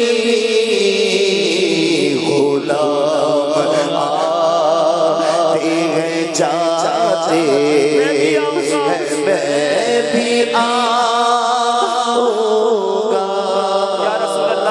یا رسول اللہ، اب جو زائرین حقیقت میں وہاں پہنچ جائیں، ہم گناہگاروں کا سلام عرض کیجئے گا، ہماری حاضری کی بھی دعا کیجئے گا، اور عرض کیجئے گا حضور بلاوے کے منتظر ہے لیکن نہ صبح آیا نہ شام آیا۔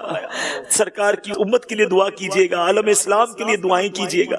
پھر اس کے بعد شیخین کریمین حضرت ابوبکر صدیق کی بارگاہ میں سلام پیش کرنا ہے، پھر حضرت عمر فاروق کی بارگاہ میں سلام پیش کریں۔ یہ تو گنبد خضرا کے باہر حاضری ہو گئی، اور اب تلاش کیجئے گا باب السلام سلام سے آپ کو روضہ رسول پر حاضری کا موقع ملے گا، تو جب وہاں سے آپ سلام کے لیے جائیں اور سنہری جالیوں کے سامنے جائیں، اللہ اکبر، بالکل جس کو کہتے نا شرمندہ شرمندہ سر جھکائے، ادھر ادھر نقش و نگار نہیں دیکھنے، بس آقا کی بارگاہ میں حاضر ہوں اور یہ تصور جمائیں کہ نبی پاک کی نگاہ آپ پر پڑ رہی ہے، دیدار کے قابل تو کہاں میری نظر ہے، یہ تیری عنایت ہے کہ رخ تیرا ادھر ہے۔ وہاں پر کھڑے ہو کر جتنی دیر کھڑے رہنے دیا جائے درود و سلام کے نذرانے پیش کیجیے گا، اپنا سلام پیش کیجیے گا، اپنے دل کی باتیں اپنے آقا سے کیجیے گا۔ آقا کو نہیں بتائیں گے تو کن کو بتائیں گے؟ انہیں ہم دل ہی دل میں حال دل اپنا سنائیں گے، ان کو بتانا ہے، بہت کچھ بتانا ہے، بہت کچھ بتانا ہے۔ انہیں دل دل دل میں حال دل اپنا سنائیں گے، زمانے کی نگاہ سے بچا کر ان کے کوچے میں اگر جانا مدینے میں ہوا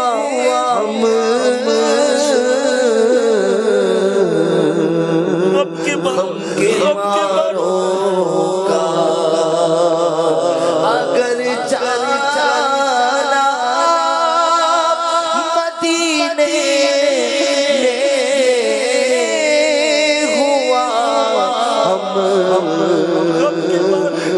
کے ماروں کا،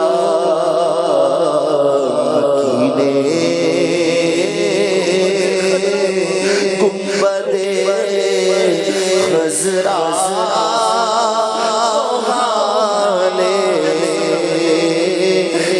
سنائیں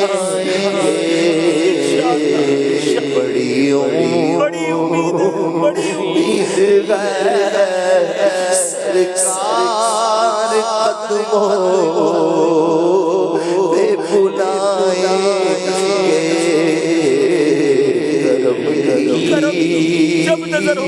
جب نظر ہوگی مدینے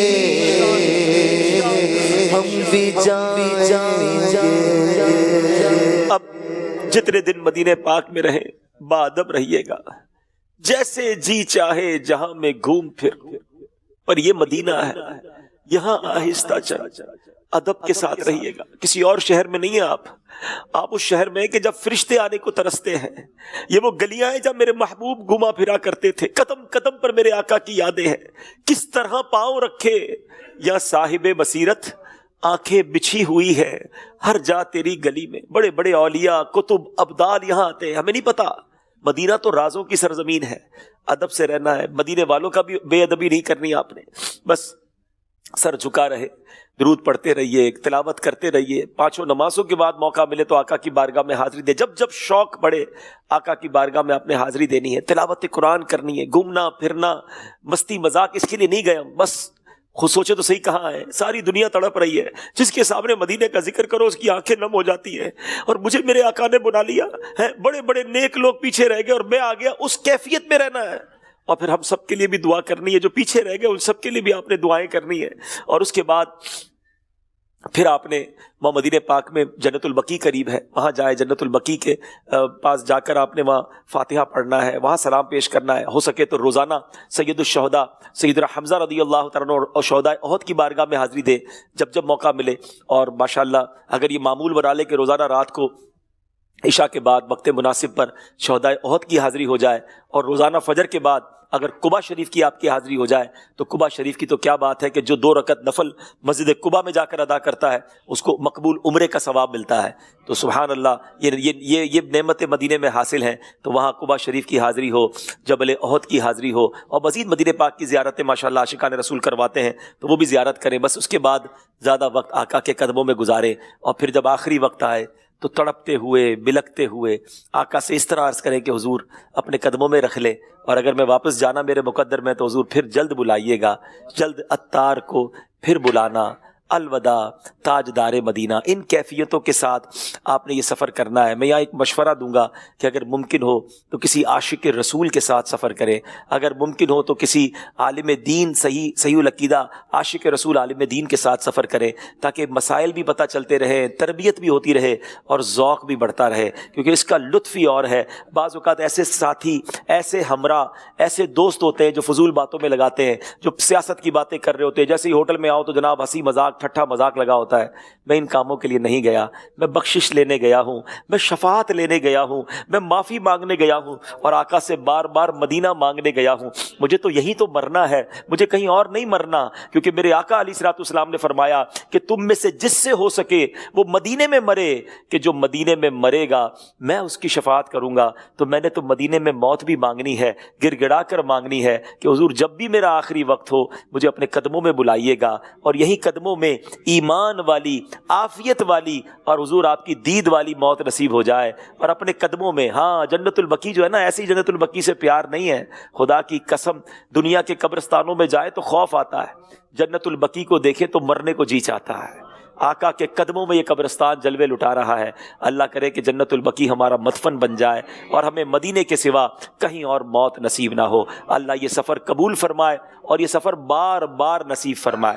اب چونکہ ماشاءاللہ مجلس حج و عمرہ کے ذمہ دار بھی موجود ہیں، میں چاہوں گا کہ مزید وہاں پر کچھ اب اپلیکیشنز وغیرہ کا سلسلہ ہو گیا ہے کہ ریاض الجنہ وغیرہ میں جانے کے لیے اپلیکیشن کو ڈاؤن لوڈ کرنی پڑتی ہے اور اس کی کوئی ترکیب کرنی پڑتی ہے، تو وہ بھی ہمیں گائیڈ کر دیں اور مزید آپ کچھ رہنمائی عطا فرمانا چاہیں۔ آپ نے بیان تو ماشاءاللہ سارا کر ہی دیا ہے۔ ریاض الجنہ میں جانے کے لیے ایک اپلیکیشن ہے اور وہ ڈاؤن لوڈ کرنی ہوتی ہے، اس کا پورا ایک ٹیوٹر جو ہے وہ مجلس حج و عمرہ نے بنایا ہے۔ انشاءاللہ عز و جل وہ آپ کے موبائل پر جو لوگ عمرے پہ جا رہے ہیں وہ اس نمبر پر اپنا واٹس اپ کریں گے تو ان کو وہ ٹیوٹر پیش کر دیا جائے گا۔ اس کا ایک بہت ہی پیارا ٹیوٹر ہے، 2-3 منٹ کا ہے، انشاءاللہ وہ آپ دیکھ لیں گے تو آپ کو بہت ہی آسان انداز میں ریاض الجنہ کا پرمیشن مل جائے گا۔ یاد رکھیں کہ 30 دن میں ایک مرتبہ ریاض الجنہ کی حاضری مل رہی ہے، تو آپ جاتے ہی اپنا اپائنٹمنٹ لے لیں گے تاکہ اگر آپ کا 30 دن سے زیادہ کا کچھ قیام بن جاتا ہے، کوئی ایسی صورت بن جاتی ہے تو دوبارہ بھی آپ کی حاضری کی صورت انشاءاللہ بن سکے گی۔ ریاض الجنہ میں حاضری کے لیے کچھ آپشنز یہ ہیں کہ جب آپ وہاں اس اپلیکیشن نسک نام ہے اس اپلیکیشن کا، لبیک اللہم لبیک۔ اپنے موبائل فون سے ایپ اسٹور میں جائیں اور وہاں نسک لکھیں، نسک کو انسٹال کر کے اوپن کریں گے۔ لبیک اللہم لبیک۔ اس ایپلیکیشن کے ذریعے سے آپ اپنے ریاض الجنہ اور عمرے پرمٹ لے سکتے ہیں۔ ایپلیکیشن کو اوپن کریں، ایکسس الاؤ کریں اور اب یہاں لینگویج سلیکٹ کریں۔ لبیک اللہم لبیک۔ انسٹال کر کے اوپن کریں گے تو اسکرین پر آپشن آئے گا کہ لاگ ان کرنا ہے یا نیو یوزر ہے۔ اکاؤنٹ بنانے کے لیے یہاں پر نیو یوزر پر کلک کریں۔ وزٹر کا آپشن رائٹ ہینڈ پر یہاں اوپن نظر آ رہا ہے۔ یہاں پر آپ نے ویزا نمبر، پاسپورٹ، اس کے نیچے ڈیٹ آف برتھ ڈالنی ہے، اپنی نیشنلٹی، اپنا ملک سلیکٹ کرنا ہے۔ اس کے بعد موبائل نمبر ڈالنا ہے۔ موبائل نمبر کوئی سا بھی ڈال سکتے ہیں، اپنے ملک کا یا عرب شریف کا۔ اپنا ای میل ایڈریس ڈالیں، اپنا ای میل ایڈریس کنفرم کر لیں۔ اس کے بعد آپ نے پاس ورڈ ڈالنا ہے، پاس ورڈ درج کریں، اس کو کنفرم کریں۔ نیچے 3 چیک نظر آئیں گے، آپ کو تینوں چیکس کو کلک کرنا ہے اور تینوں کو کلک کر کے جب آپ رجسٹر کریں گے تو آپ کے ای میل پر ایک کوڈ آئے گا، وہ کوڈ آپ کو یہاں انٹر کرنا ہے۔ اس طرح آپ رجسٹر ہو جائیں گے۔ لبیک اللہم لبیک۔ ایپلیکیشن اوپن کریں۔ آپ چونکہ رجسٹر ہو چکے ہیں اس لیے آپ لاگ ان کریں گے۔ لاگ ان کرنے کے لیے آپ وزٹر پر کلک کریں، پھر نیشنلٹی پر کلک کیجیے، اپنے ملک کا نام سلیکٹ کریں، اپنا پاسپورٹ نمبر لکھیں، اپنا پاسورڈ ڈالیں۔ آپ چاہیں تو ریممبر می پر کلک کر دیں تاکہ آپ کا پاسورڈ ریکارڈ میں رہے۔ جیسے ہی آپ لاگ ان کریں گے آپ کو ای میل پر ایک کوڈ آئے گا. آپ اپنے ای میل پر جا کر کوڈ چیک کریں اور یہاں لکھ دیں. آپ لاگ ان ہو جائیں گے. یہاں یوزر کا نام آ جائے گا اور یہیں پر آپ کے پاس پرمٹ لینے کے لیے اسکرین آ جائے گی. لبیک اللہم لبیک. پرمٹ ایشو کرنے کے لیے اپنی ضروریات کے مطابق اوپر دیے گئے آپشن میں جائیں. کیلنڈر سے ڈیٹ اور ٹائم سلیکٹ کریں. ریڈ، اورنج اور گرین کلر بہت زیادہ ہجوم، درمیانہ ہجوم اور بآسانی حاضری پیش کرنے کے دن کی نشاندہی کرتے ہیں. ٹرانسپورٹ سروس حاصل کرنے کے لیے چیک لگائیں وگرنہ آگے بڑھ جائیں. آخر میں چیک لگائیں اور پرمٹ ایشو کریں. پرمٹ ایشو ہو چکا ہے. اس طرح کے پرمٹ کے ذریعے آپ ریاض الجنہ عمرے کی ادائیگی اور دیگر معاملات مکمل کر سکتے ہیں. اس کو ڈاؤن لوڈ کر دیں گے اور ڈاؤن لوڈ کرنے کے بعد انشاءاللہ عز و جل اس میں اپنی رجسٹریشن کرا کر اور لاگ ان کریں گے اور لاگ ان کرنے کے بعد انشاءاللہ اپنا اپائنٹمنٹ لے لیں گے تو اس کے ذریعے سے وہ اپائنٹمنٹ دکھا کر آپ ریاض الجنہ میں جا سکتے ہیں. عبدالرحیم بھائی کچھ سوالات بھی آئے ہیں کہ جیسے ہم نے عمرے کے اندر سعی کی تو سعی کے بعد جو نوافل پڑھے جاتے ہیں اس کے بارے میں بھی کچھ لوگوں کو بتا دیں کہ وہ کیا وہ نوافل واجب تو نہیں ہے لیکن پڑھے تو سنت ہے، مستحب ہے. اور وہ نوافل آپ جو ہے وہ سعی کے بعد حرم شریف کے اندر بھی پڑھ سکتے ہیں اور گھر جا کر بھی پڑھ سکتے ہیں. پھر وضو سے متعلق بھی بتا دیجئے کہ اگر طواف میں وضو ٹوٹ گیا اور سعی میں وضو ٹوٹ گیا تو اس کے متعلق. طواف میں تو اگر آپ کا وضو ٹوٹا ہے تو آپ نے واپس وضو کر کے وہیں سے طواف شروع کر لے یا چاہیں تو دوبارہ سے طواف کر لے.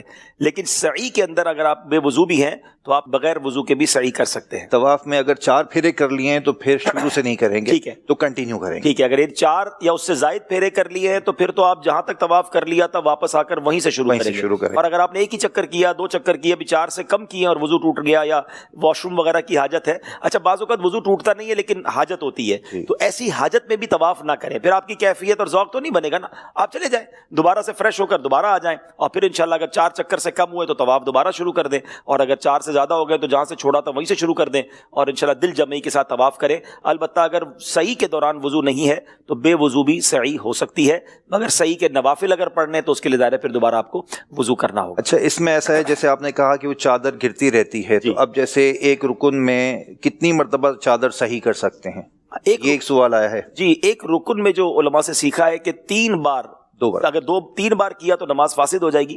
3 سے کم بار، تو اگر آپ کی چادر نیچے گر گئی ہے تو آپ نے 1 بار اوپر کر لیا. یعنی ایک رکن سے مراد آپ قیام میں ہیں تو وہ ایک رکن ہے، رکوع میں ہے تو وہ ایک رکن ہے. تو کوشش کریں کہ ایک ہی باری میں ٹھیک ہو جائے، بار بار نہ کرنا پڑے. یعنی جو آپ نے طریقہ بتایا ہے اس کو اگر فالو کریں گے تو گرے گی نہیں انشاءاللہ، اس کو احتیاط کر لیں گے. پھر باتھ روم وغیرہ میں جاتے ہیں، صابن وغیرہ بھی رکھے ہوتے ہیں، لکوڈ ہوتا ہے وہاں کا بھی ایسا یوز کر لیا تو دیکھیں اس میں علماء کی طرف سے کچھ رعایت یوں ہے کہ اگر صابن سے ہاتھ دھو لیا، چونکہ صابن میں پکی ہوئی خوشبو ڈالی جاتی ہے تو اس میں پھر اجازت مل جاتی ہے.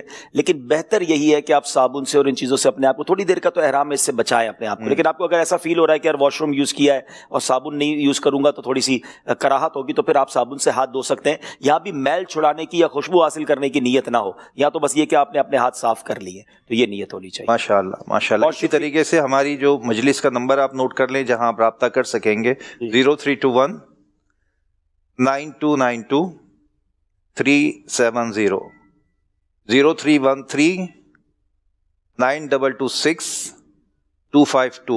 ان نمبرز پہ آپ رابطہ کر سکتے ہیں. کسی بھی حوالے سے انشاءاللہ عز و جل آپ کی رہنمائی معاونت کی جائے گی. الحمدللہ عمرہ تربیت اجتماع ہمارا کمپلیٹ ہوا. اللہ کریم اپنی بارگاہ میں سے قبول فرمائے، جو غلطیاں ہوئی اسے معاف فرمائے اور یہ سفر ہمیں بار بار نصیب فرمائے. سچ بتائیں جس سفر کا ذکر اتنا تڑپا دیتا ہو، سفر کی باتیں اتنی اچھی لگتی ہو، اس سفر پر جانے کا عالم کیا ہوگا.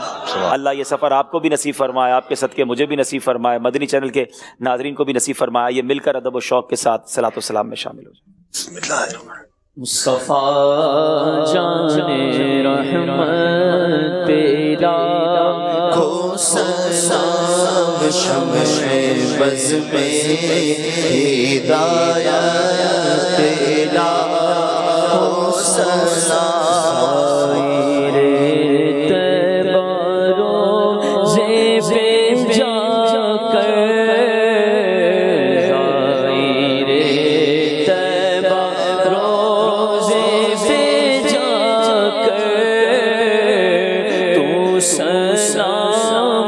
سے رو رو کے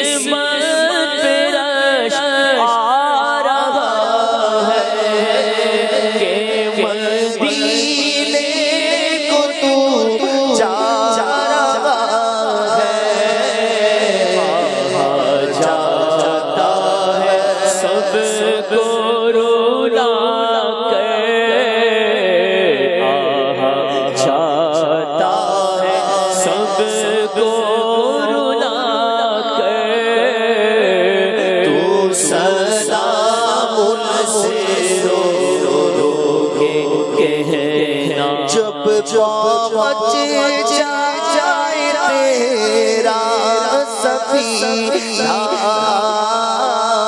جب پہنچ جائے تیرا سفینہ، جب نظر آئے میٹھا مدینہ، بادب اپنے سر کو جھکا کر، بادب اپنے سر کو جھکا کر، حاضری کی دعا کر، تو سلام سے رو کے کہنا، تو سلام ان سے رو رو کے کہنا،